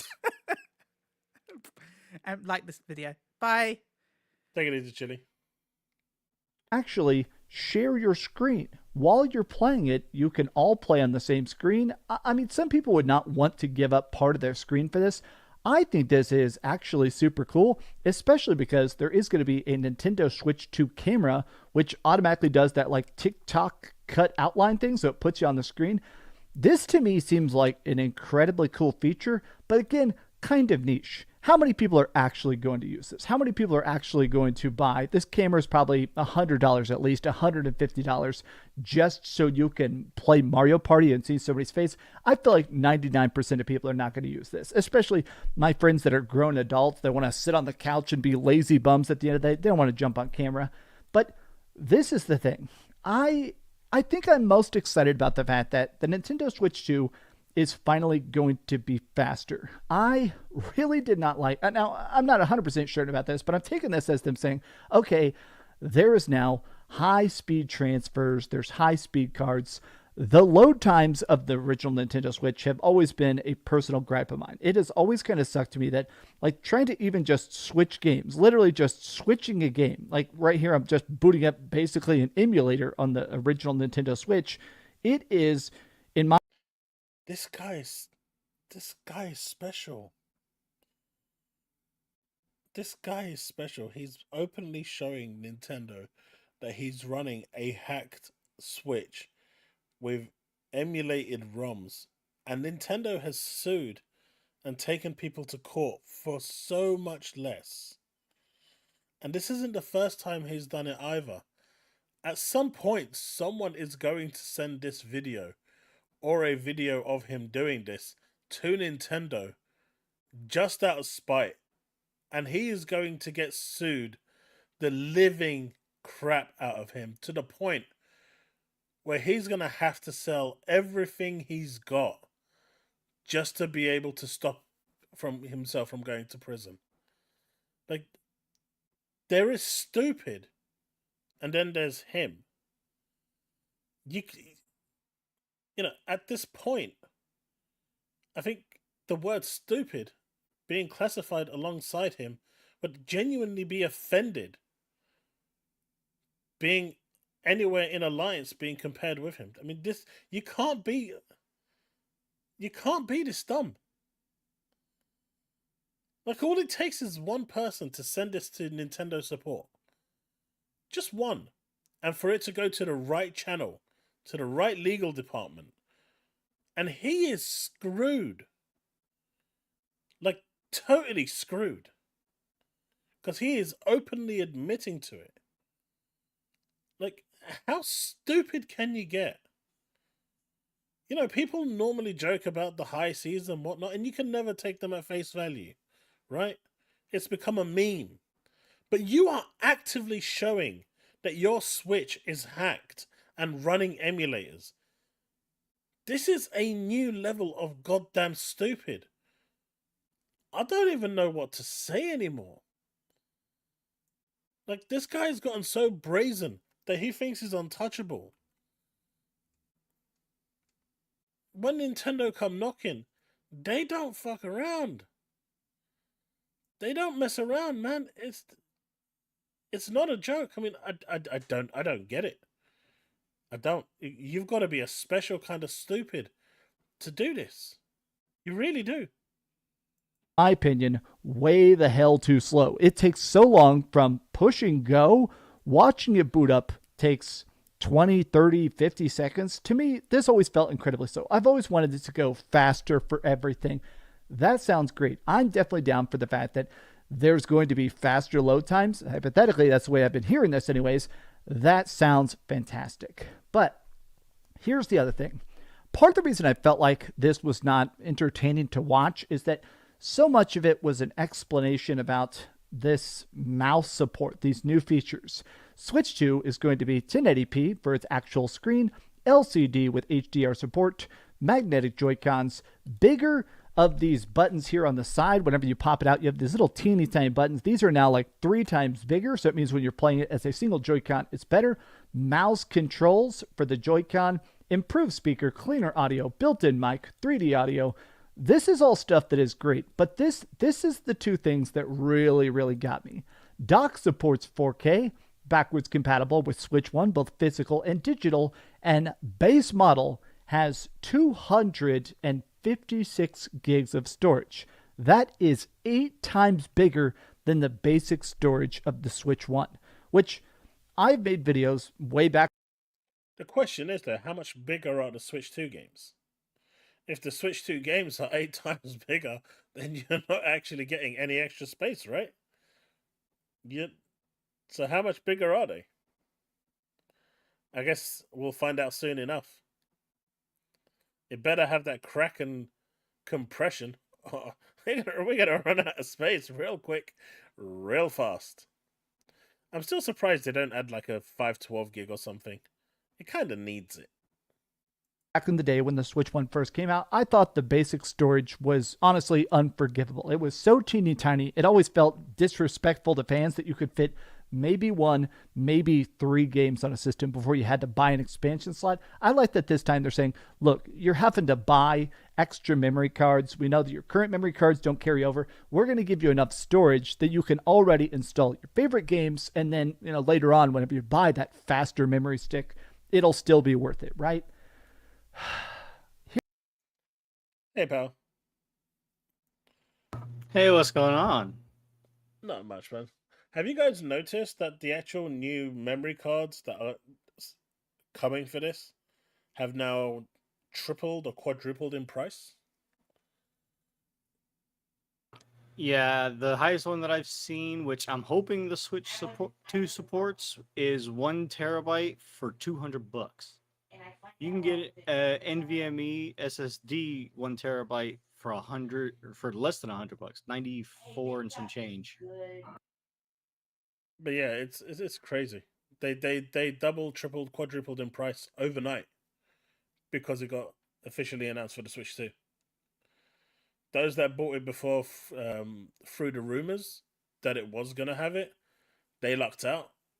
Because I've seen people walk away with a terabyte for $100, but now it's tripled in price because it got announced for the Switch 2. Supply and demand, man. Supply and demand. Here's the part that for me, I am the most annoyed about. Now, some people are going to be fine with it. You pay for the Nintendo Switch upgrades. If you buy a game on Nintendo Switch, you already have it on Nintendo Switch, you've been playing it, you beat it. I know a lot of people that have over 1,000 hours in Breath of the Wild specifically, and you're like, okay, I want to see it looking even better. Hey, look, it's an ability to play it at 60 FPS. I want to play these games looking as crisp as possible. Yeah, that's great. Well, you have to buy it. They haven't said the price. They mentioned specifically that a lot of games that are launching on Nintendo Switch 1 or Nintendo Switch 2, the cross-gen stuff, you can basically pay for a Nintendo Switch 2 edition of it. And it sounds like this is going to cost you money. This is going to cost you $20, $30. I mean, I just can't imagine this is going to be $10. They haven't said the price, but this should be free. I'm just going to say it 100%. This should be free. If you bought a PlayStation. Yeah, again, he's capping for PlayStation that's charging $10 for The Last of Us upgrade. But also, there's those 4 games specifically, both of the Zeldas, Kirby, and Mario, which are free with Nintendo Switch Online. But those are the only 4. If the game has no DLC, it's going to be $10, I think is what I was told. And if it has DLC, it's going to be a $30 upgrade charge with Nintendo Switch Online for the upgrade. Yeah. But in addition to that, there's also full games on the game cards. Not all of them, like what Alex said. I corrected him when your Discord pointed it out to me, that games like Cyberpunk 2077 are actually full whole games on the cartridge, no download needed for first time play. Yep. But it's very few select titles that are doing that. CD Projekt Red is doing it, and the new Mario Kart is doing that. I don't know about the Donkey Kong, and I don't know about other titles. Yeah, this clown is actually okay with PlayStation doing it, but it shouldn't be paid for. PlayStation ones are perfectly fine to charge you $10 extra for a remaster or whatever, or charge you full price for the game. But Nintendo doing it, I mean, it's so sad. And Brick, I'm not 100% sure, but I think they've been out for a while now. So I don't think they're a new Flash standard. PlayStation 5 Pro and you buy a game, then you get the Pro patch. This to me this seems super bizarre. Even PlayStation 2, PlayStation 4, like every time you would get a free upgrade, you put a PlayStation 4 game into a PlayStation 5, it automatically boosts it. That's just how it works. Paying. No, it doesn't. No. For the upgrade pack, I don't know, man. To me, this feels really crummy and pinchery for no reason. It just feels like, hey, thanks for selling 36 million copies of Breath of the Wild. Now can we get 10% of those people to pay an extra $20 for a game they already own to get a graphics patch? That to me feels incredibly scummy. The Last of Us released on the PS3, then it re-released on the PS4, then it re-released on the PS5, then it had remasters and then re-releases.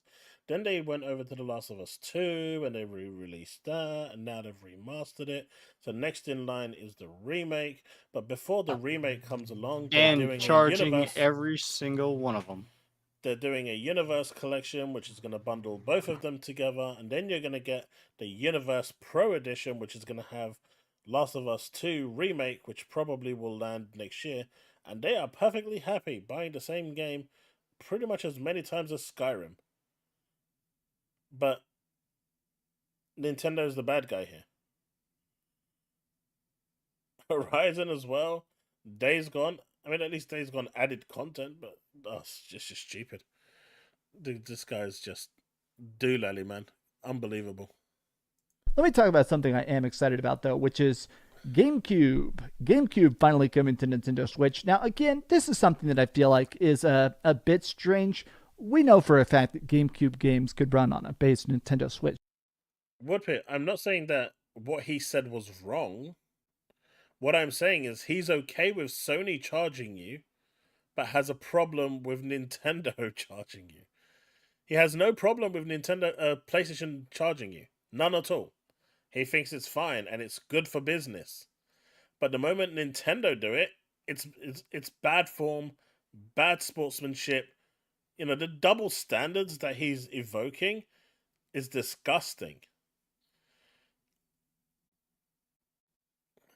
In fact, people that do all sorts of like homebrew stuff have been looking at the raw code of the Nintendo Switch. A lot of the updates already showed this stuff. We already knew that GameCube was coming to Nintendo Switch. The fact that they're making it exclusive to the Switch 2, this is clearly just an effort to say, hey, look, it's exactly what you wanted. Buy up. Now, the list of games they showed, I do think looks pretty good. The fact that we're getting Chibi Robo, Luigi's Mansion, a lot of these games are cool. Fire Emblem Path of Radiance, Mario Sunshine, now, a lot of these are already playable in other ways. This is cool. I'm glad that there is a way to play Wind Mans is still promoting piracy.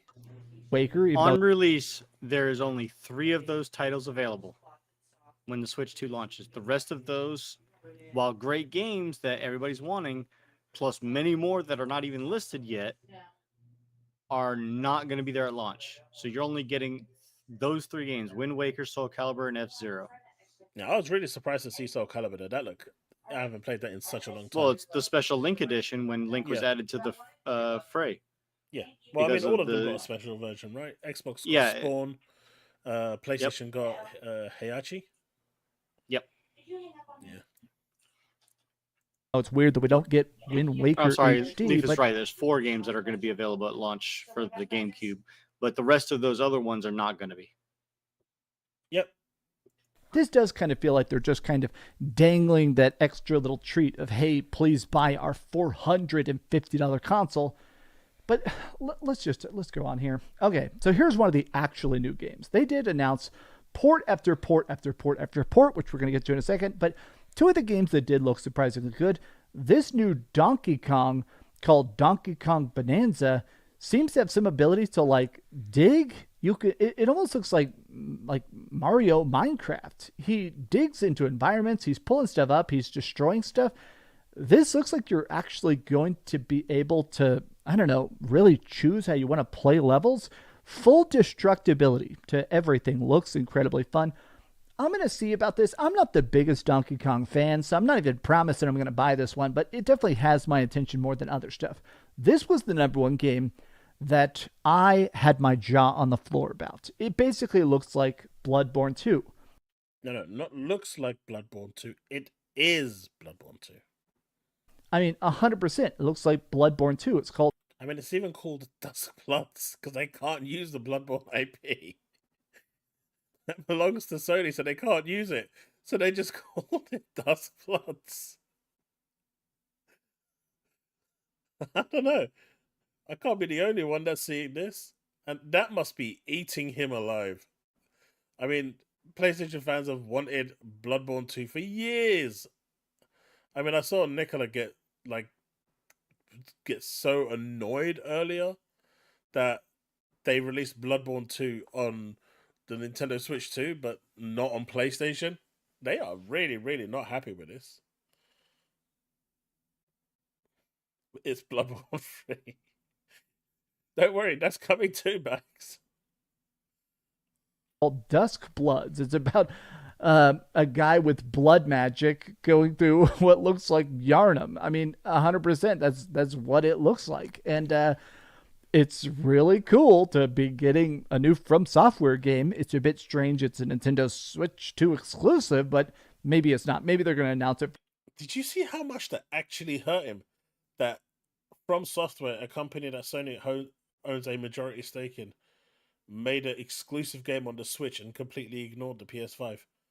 That really, really hurt him. That hurt his soul. For him to actually say it, you could see. I mean, look at it. He's in disbelief. He's in complete denial right now. For other systems, but this seems incredibly cool. I mean, people always talk about, is there a game so good you'd buy a console for it? Everybody has that time where I know a lot of people bought the Nintendo Switch 1 specifically because they wanted the freaking Breath of the Wild. This kind of seems like a game. I think some From Software fans are going to buy a Switch just because they want to play this. Okay, let's talk about the 80 ports. Part of the reason I felt like this wasn't super fun. Port? I mean, this wasn't on the Switch 1 before, so why are we talking about a port? I mean, I get it. It was released on other platforms, but I don't know. That's not the same thing. It's not even. It wasn't even on any PlayStation. I mean, this kind of Nintendo pisses platform. me off. What? That it's released on the Switch 2 before Xbox? Yeah. Yeah, I know. And I'm waiting to see when it's going to get released for the Xbox, because otherwise people aren't going to buy this if it's going to be on Switch 2. People aren't going to buy it anyway because of how bad it was. Oh, they're going to buy this. No. This is going to sell buckets on Switch. No, I don't see it selling that much. I guarantee it's going to sell. We'll have this discussion again. This is going to sell millions on Switch. Maybe 1 million too. No, I'm thinking 5+. This is going to sell a lot on Switch. It's not going to sell that much. We'll see. I'm telling you now, it's not going to sell it. The base game on the PS5 only sold. PlayStation 5 gamers don't buy games. PS4, it was only 2.5 million or something like that. Yeah, the PS5 players don't buy games. Yeah, but you think they're going to try to pay $80 for this game? We don't know how much it's going to be. Nintendo. No, it's already on the website. Is it $80? Uh-huh. They will. Nintendo fans are crazy. That's one thing I will say. Nintendo fans are crazy. And not even, but people in chat are saying it will sell. Now, I don't think it will sell 5 million on Xbox, but it will sell 5 million on Switch. I think it will. I think on Xbox it'll get like 1 or 2 million. But on Switch, I think it's going to be 5+. They've been wanting this game for a while now. Fun to watch is the amount of times where it's like, hey, here's a game you beat 4 years ago. This came out in 2020. Now you can play it again on the Nintendo Switch 2. Cyberpunk coming there. Yay, that's great. Another game that came out 5 years ago. There was some new stuff. Wait, ain't this the same guy that was capping for old Xbox games and talking about Forza Horizon and capping for that coming to PlayStation? And how old is Forza Horizon? Pretty old now, right? Forza Horizon 5. And now he's complaining about the thing that he was capping for? I mean, I think this is why people don't like him. his hypocritical and double standards is just awful. It's truly awful how he can sit there and actually have that much of a bad take where he will say it's perfectly amazing when it happens on one side. And then he looks at the other side and does the complete opposite for the exact same thing because it isn't for his beloved PlayStation. But hey, at least he managed to milk the community some more. Stuff. Let's talk about some of the new stuff. Elden Ring coming to Nintendo Switch 2. That's pretty cool. Deltarune. This is the sequel to Undertale. We had chapters 1 and 2 already. 3 and 4 are finally confirmed. They're real, and they're coming out to the Nintendo Switch 2. That's great. And finally, a new Hyrule Warriors called Age of Imprisonment. Now, I'm a big fan of the Warriors games. They also forgot one. Which one? Hollow Knight Silk Song this year. It's finally been announced. Yeah, I know. Day one on Game Pass. Woot woot. Day one on Game Pass, and also gonna be day one on Switch 2. Yeah. I wonder if it's coming to PlayStation. We don't know the exact date when it's launching, but it is later this year. The thing with Nintendo, though, acute perspective, they've never pushed for graphics. For them, it's always been about gameplay. If the gameplay is there and it's fun, that's all that matters for them. And they've had that mentality throughout the years, not just with the Switch. You can go back years, generations of consoles. They've never really been about graphics. And it's worked out for them. They're pretty successful, and their community love them for it. And they provide the games that people generally want that's owned a Nintendo. So, as long as their community is happy, it's cool. But $90 games, that's going to be a deal breaker for many. But you know what? If it actually sets off and people are willing to buy $90 games, physical, and they start selling 10, 15, 20 million copies at $90, everyone is adopting that price point. Everyone. And it's going to happen.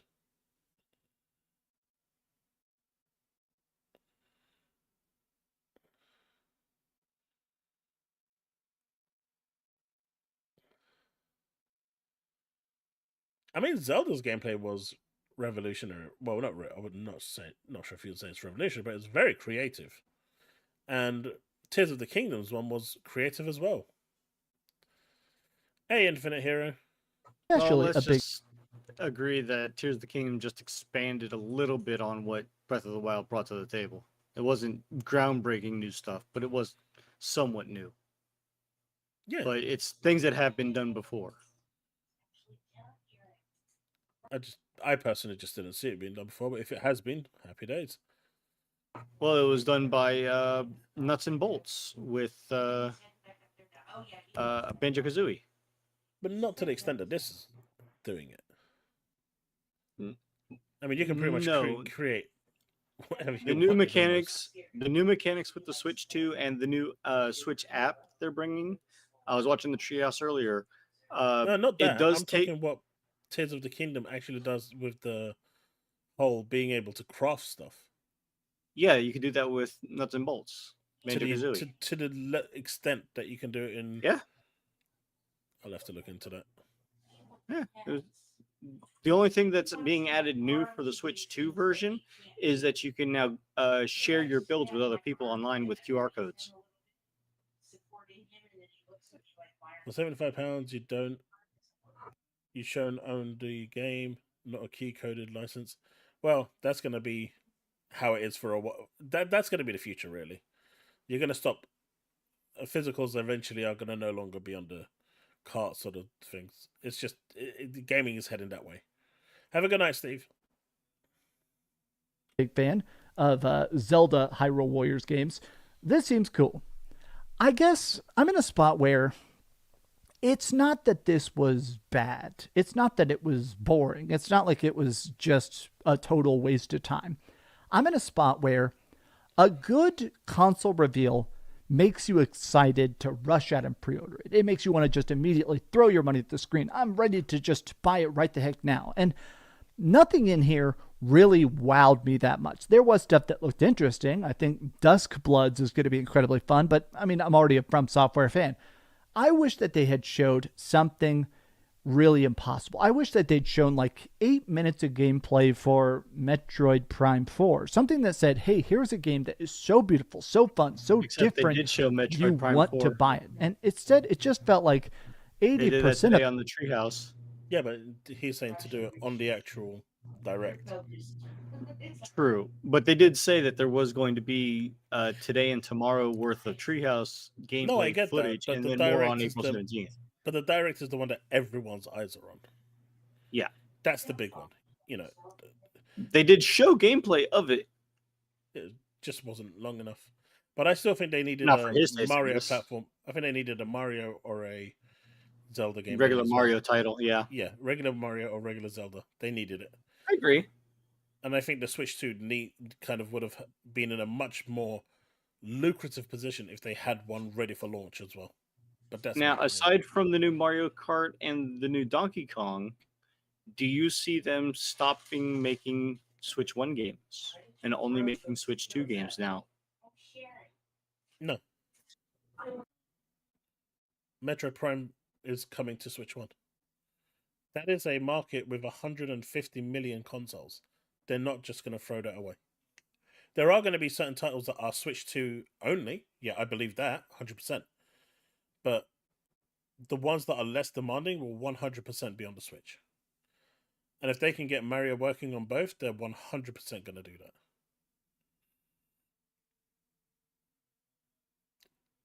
It's too big of a market. 150 million units is a lot to just throw away.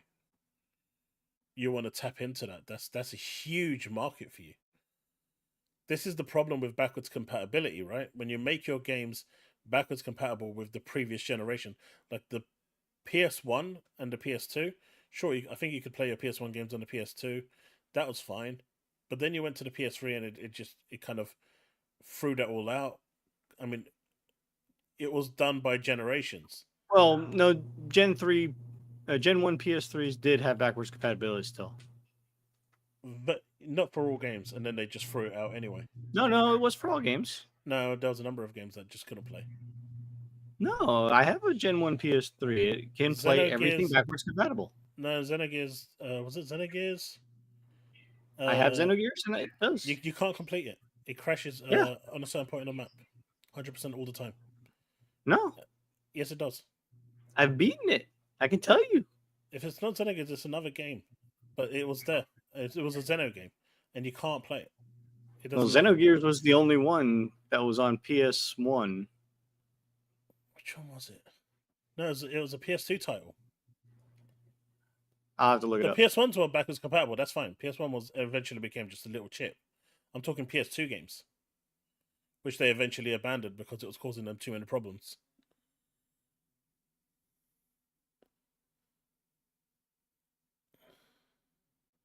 No. I'm saying the systems are fine. I'm just saying at the end of the day, generations mean that uptake of the next platform is going to be hindered.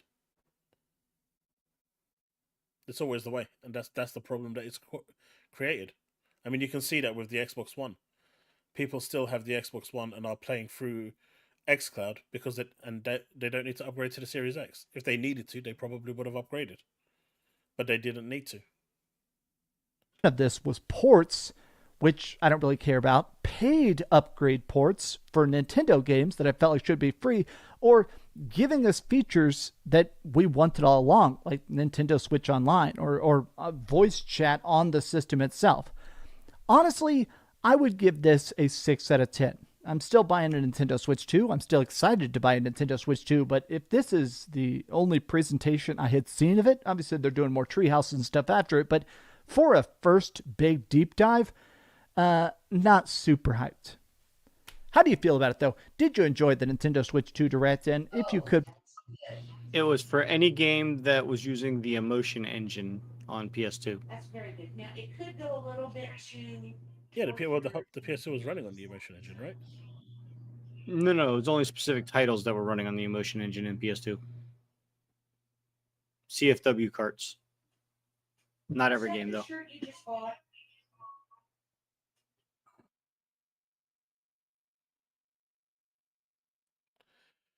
What, you mean DCG? Well, he always does have that perfect fixed frame. But yeah, I mean, Generations was always a problem. He's selling his teeth to his girlfriend to buy his Switch 2. No, that's just you never know. You never know. But yeah, man, ultimately, Generations, backwards compatibility does stop people from picking up games that are picking up platforms if they don't need to. And there's a load of, I think Phil at the time said that there was at least, I think it was like 30 million people still on Xbox One through Game Pass Ultimate or Game Pass subscriptions that were basically playing Series X games, that were playing games like Microsoft Flight Simulator on their Xbox One through the cloud. When you give people the option and they're happy to play 30 FPS or whatever, they'll take it because not everyone can afford to upgrade. But if you start making games specifically for that platform, then they won't have a choice. If you remove the choice, sure, that will be seen as anti-consumer, but it means that more games can be made specifically for that platform and utilize the hardware. The moment you start supporting older hardware, you're not utilizing your new hardware, and then you have problems. He's struggling to math budget with Switch 2 funds. But yeah, interesting video. I think he's the only thing I think he was completely off about is the upgrades. He's okay to pay for it with PlayStation, but not with Nintendo. But did we expect anything actually different? Ah, man, that was a long react.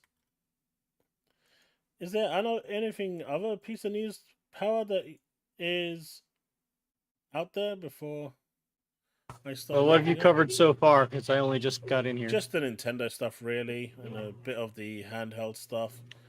We had a long discussion about the. Now, I will say the handheld for the Switch to handheld mode, uh, the battery life sucks ass. It's only 2 hours. It's a 2 to 6 hours, right? No, 2 hours. I mean, their main website says 2 to 6. Well, it's 2 hours and it takes 3 hours to charge. Yeah, but the main website says 2 I to also, 6 hours, but the Switch one was 4 to 9. I also think it's due to the types of games that you're playing. If you're playing like the latest and greatest Cyberpunk, Elden Ring, and all that, oh yeah, then it's gonna it'll only guzzle. last 2 hours. If you're using the 4K or the 1080, it's going to use battery quicker. But if you're playing like the old retro games on the Nintendo Switch Online through the GameCube emulation, I'm assuming those are going to make it last a little bit longer while playing. Oh yeah, in but handheld it's mode. I mean, my Steam Deck, if I try to run anything demanding, is dead within the hour. Agree. They haven't found a solution for lithium batteries. That's the current block that all of these companies have right now. There's no solution now that can break the lithium battery. Given what this handheld is and can do for the Switch 2, the $450 price point is actually perfect for the console. And it's going to go up. In my opinion. It's perfect for the price point for the console. The games, however, are not going to sell being at the price point that they're at. Did you see the chat at all in the Treehouse stream today? Yeah, but the problem is they will be Everybody saying everything. Was screaming it. Dude, there's loads of people on X that are saying that they're not going to buy it. and day one when it lands, they're all going to be out there. I got You a know what Switch they're day actually one. doing? You know what they're actually doing to limit scalpers? Yeah, and I think it's actually pretty ingenious. Yep, you have to have Nintendo Switch online and a Mm-hmm. lifetime played online of over 15 hours. I thought it was 50, No, 15. but you have to have Nintendo Online for 2 years. No, Man, Nintendo's website must be really wrong. not from what I've seen. It just said you have to have it for pre-order purposes, 15 hours or more online, and a current active subscription to Nintendo Switch Online to place a pre-order. Oh, you heard as well 50 hours as well, right, Seth? That's what I thought it was, and it was 2 years of Nintendo Online. The 2 years to basically stop people from scalping. Susano says it's different by region and language, so that may be Right. the difference. But yeah, once the current stock goes out of the window, like, and you know, Bags is right there, Nintendo doesn't have a choice, those prices are going to go up by about 30 to 50%. Yeah. Because of the tariffs imposed by Trump. Yeah. But no, I was trying Yeah, it's to 2 years online as well. I was trying to think of some of the other things that have come out of this, because the games that they're bringing from the GameCube classics, phenomenal games. I'm just a little peeved that they're not all at launch. It's only getting the first 4 of them, and we don't have dates for when the other ones are going to be added. Well, I can tell you one thing. They'll probably be added faster than Microsoft is doing the ABK backup. The game chat is ass. Did you see the frame drops on those things? Yeah. My God. If they ever thought that was a good idea, they'd be better off just integrating Discord instead and accessing game chat through Discord and linking your Nintendo account to Discord and doing it that way. It would be so much better. But yeah, Tarnish is right there. You could see $600 Switch 2 because of how much the tariffs are going to be. And, Quite possibly, Nintendo yeah. can't really do anything about it. They can't. They're not going to eat that. They're not going to subsidize it. They don't like selling consoles at a loss. They always, outside of the Wii U, they sell their consoles for a profit. But now I will say this, okay? From the Switch 1 to the Switch 2, when you do get those upgrades, it is actually noticeable and worth it on those games. Zelda, both of them, looked phenomenally different and 100% better. I'm waiting to see if Scarlet and Violet are going to be ported over and upgraded and actually be fixed with no frame rate issues. Is that better?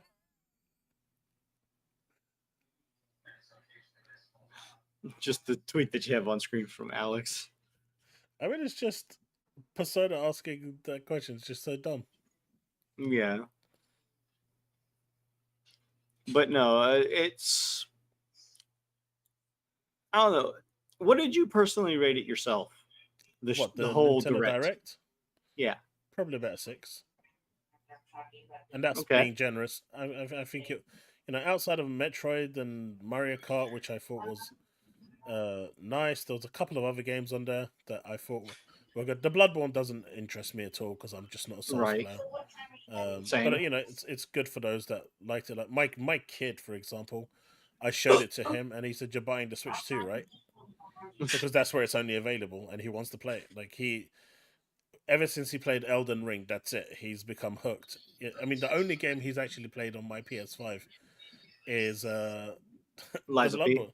No, he played Liza P on PC, but Bloodborne he played on the PS5 I gave him. Demon Souls he's played on there, finished. But those are the games. Those are the only games he plays on PlayStation. So, the wife rated it when she watched it. She gave it a 6 out of 10. great presentation overall, great games, but none of the games, except for like 3 or 4 of them, actually interested her. And those that she was interested in, she can get on PC and play better. Yeah, I think the main selling point for me on the Switch 2, Oh, the main selling point for me on the Switch all 2 that stupid is the Gen fact Z, that Gen Z selfie. Look at me, take a Yeah, she doesn't screenshot like the Mario bullshit. Kart selfie modes And that stupid camera. Well, because of the whole camera, which is supposed to be like $80 to $100 for the I mean, accessory. seriously, yeah, that is a that sounds like priceless Nintendo. money grab. Yeah, But the main selling but point for me is the older games that I have, like the Zelda games that I couldn't play in 30 FPS. I can now play them at 60 FPS. The Xenoblade games, which, were running at 30 FPS, I'm hoping those will unlock to 60 and run better. That would be kind of cool. So, Astral Chain running at the frame rate it was, having a stable 60 frame rate, this is, for me, this is what I've personally been waiting for, so I can sit down and play these games and enjoy them. I can't enjoy them at 30 FPS; it gives me motion 6 sickness, out of 10 was so I just mostly can't but do it. see, you can't take your old game carts and just move them over, especially if they're not on the Switch 1. And not all the titles are going to be at launch on the Switch 2. And that's also a big problem. So you're still going to have to wait to actually do that on your Switch 2 console. Well, I'm hoping that digitally they'll be able to do it at some point, and then that'll be good enough. I mean, they said they're Yes, backwards Paul, compatible. it's me. I mean, they said it's backwards compatible anyway, so Select why wouldn't titles. they work? I mean, the Xenoblade games will more than likely be backwards compatible. The mainstream games will be backwards compatible. Maybe the smaller ones won't be, but the major big titles like Mario Odyssey and stuff like that, they're all going to be. I backwards fully expect compatible. the bigger titles like the Mario games are going to be, if not they're already at launch, very shortly supported because they are the big mainstream titles like Mario Wonder, Mario Brotherhood, Princess Peach Showtime, because they are the Nintendo brand. I do think that the Nintendo branded games that they specifically make, they're not third party like Square Enix games. Those are going to be the first ones that are going to be all updated to the Switch 2 elevation from being ported over. But outside of that, not all of the games are going to be all on the carts either. And I think that is pretty all telling because, like I said, Cyberpunk 2077 is putting the whole thing, Phantom Liberty DLC included, on a 65 gigabyte or 64 gigabyte memory card. Are you sure? No download required to play. I can see Mario Kart World still requiring a download just because it is an online title the way it is.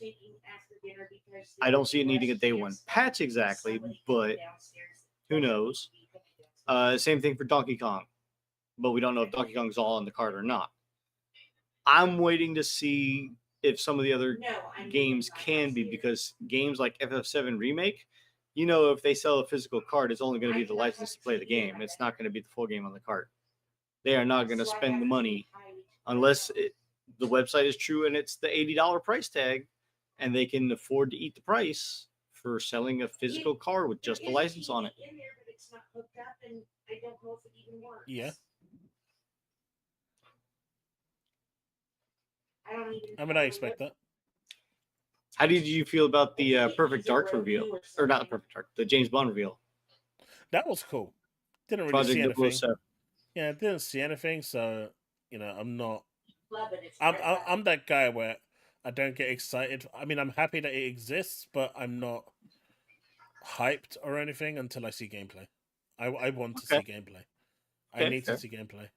It's just one of those things with me. That's fair. Because it could be absolutely dog shit. Right? But judging from the 3 titles that they did show a lot of, which was the Mario Kart World, the Donkey Kong Bonanza, and for Metroid Prime 4 and to some extent the Zelda 2 titles.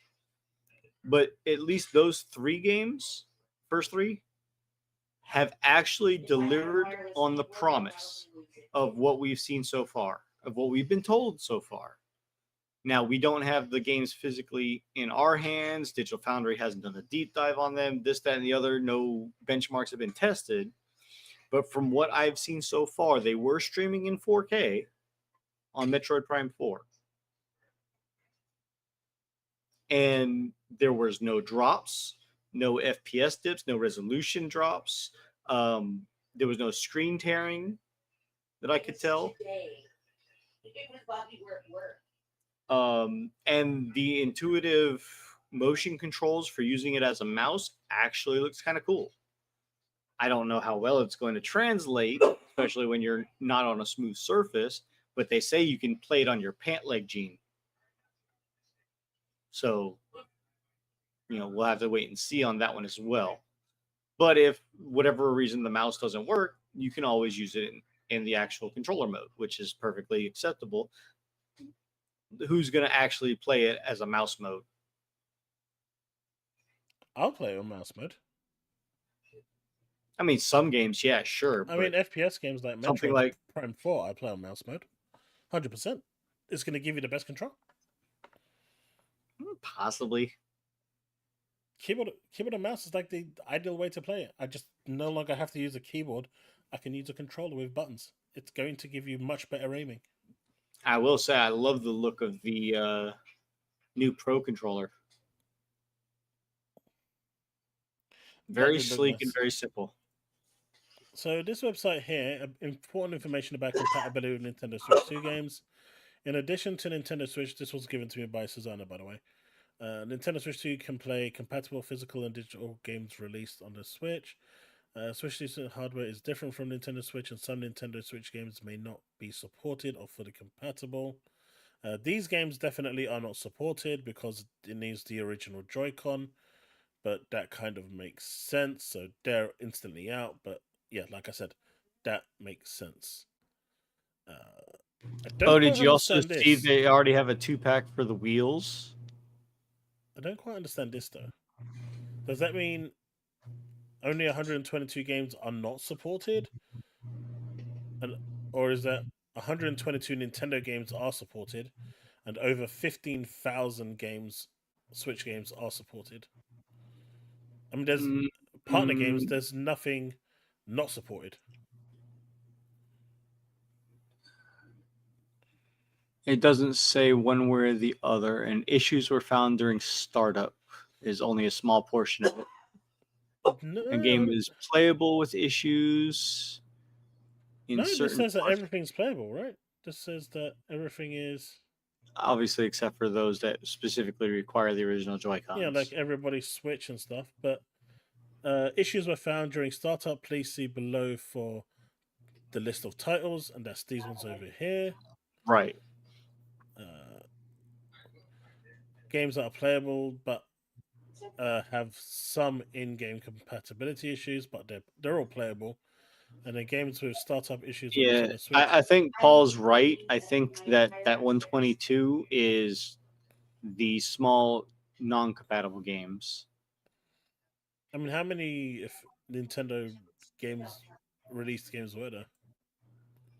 I don't know. Okay, so this is the ones that are being problems. Yeah, issue being looked at. Now, I will say, they did say that they were hand testing one by one over 10,000 games. Jesus, V-Rally 4. A couple of old Star Wars games in there. I'm not really seeing anything here. I know Susanna says that the 122 are the ones that are supported. So these are the ones that have problems booting, and they're investigating. So they're gonna the idea is that they're gonna get those working. Oh wait, you can't see. Oh, you are viewing the tab. Okay, Yeah, and yeah, then yeah. this one over here. These ones have issues, but Oh, Dust is coming. That's a nice game. so yeah, it looks like the majority. Okay, so that's even smaller. Nintendo Switch games that start up on the Nintendo Switch, but include some issues. Yeah, so Okay. like 99.9%. Neptunia game. Ninja Wars. Yeah, it looks like 99.9% of the games are going to work. They've only got a few compatibility issues and some that are just not going to work. You know, like Connect. This, you know, the Connect games won't work on the Series X type of stuff, which is Right. basically what these are. So yeah, the majority of the games are going to work, which is awesome. So that covers my actual purchase criteria even more. But you know, as you can see here, over 15,000 games have been fully tested. These ones are still in progress, but they've so far working on startup and a little bit of play. Yep. And only the issues found is the ones that we listed there. It's maybe like what, 30 games? That's not bad Something like considering that, yeah. Nintendo has like a stupid amount of games. No, this is actually I mean, it is a healthy nicer amount. Yeah. So no, you know, a nice find there, Cesano. That's actually put my mind at ease. But hey, you want to see something stupid? Sure. How about that for stupid? What's the picture on the left? Death Stranding. The first one or the second one? First one. I don't care what it is. You're gonna play this way longer than you're gonna play this. Yeah. And it's a lot more entertaining, too. You are going to play this for hundreds of hours. You're going to play this for what? The 40 hours that you play it once and that's it? Put it down and Yeah, never go whatever back it to it is to again? beat the game. Oh yeah, emulation has gone a long way, Paul. But Nintendo, don't come after me. We don't do emulation here.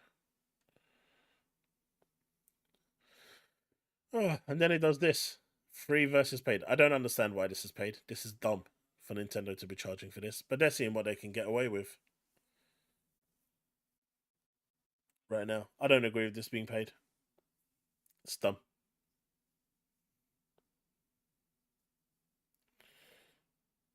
My first edition PS3 did not run Rebel Assault or Assaults. I mean, there was a number of PS2 games that just wasn't compatible with the PS3, and some just crashed. Oh, what was that game? I think that was Lost in Time, Chronicles in Time, something like that.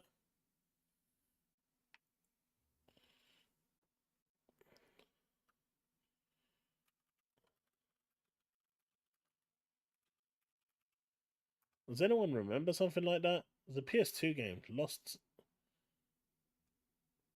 It was an RPG. But either way, that was the game I wanted to play. I borrowed it off a friend, and I couldn't play it. It was the third one in the series. Actually, they released one on the PS4 and the Xbox One as well. It's all look plastic looking.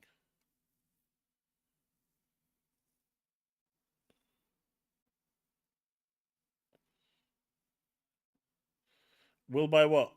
The thing? Yeah, of course they're gonna buy it.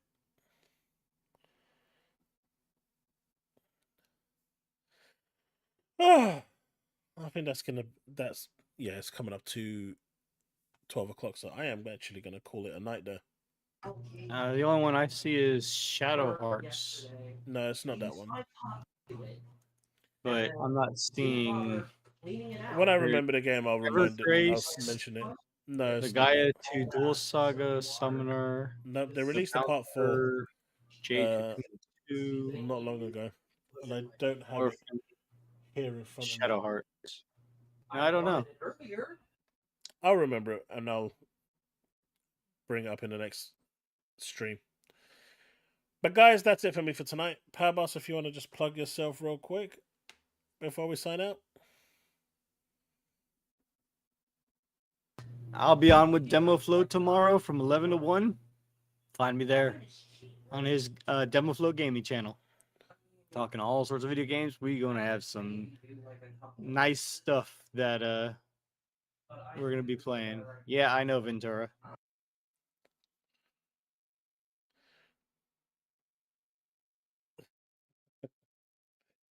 All right, man. That's it for me for tonight. Thank you so much for hanging out tonight, guys. Thank you for the super chats and the comments. It's been really awesome. And thank you for the discussions. And I hope you have an awesome night. With that said, I am going to be off and catch some Z's because I haven't had much of that in a long while. So, peace out. And as always, remain legend, folks. Have a good night. And I'll see you next time. In the next video sometime. Bye!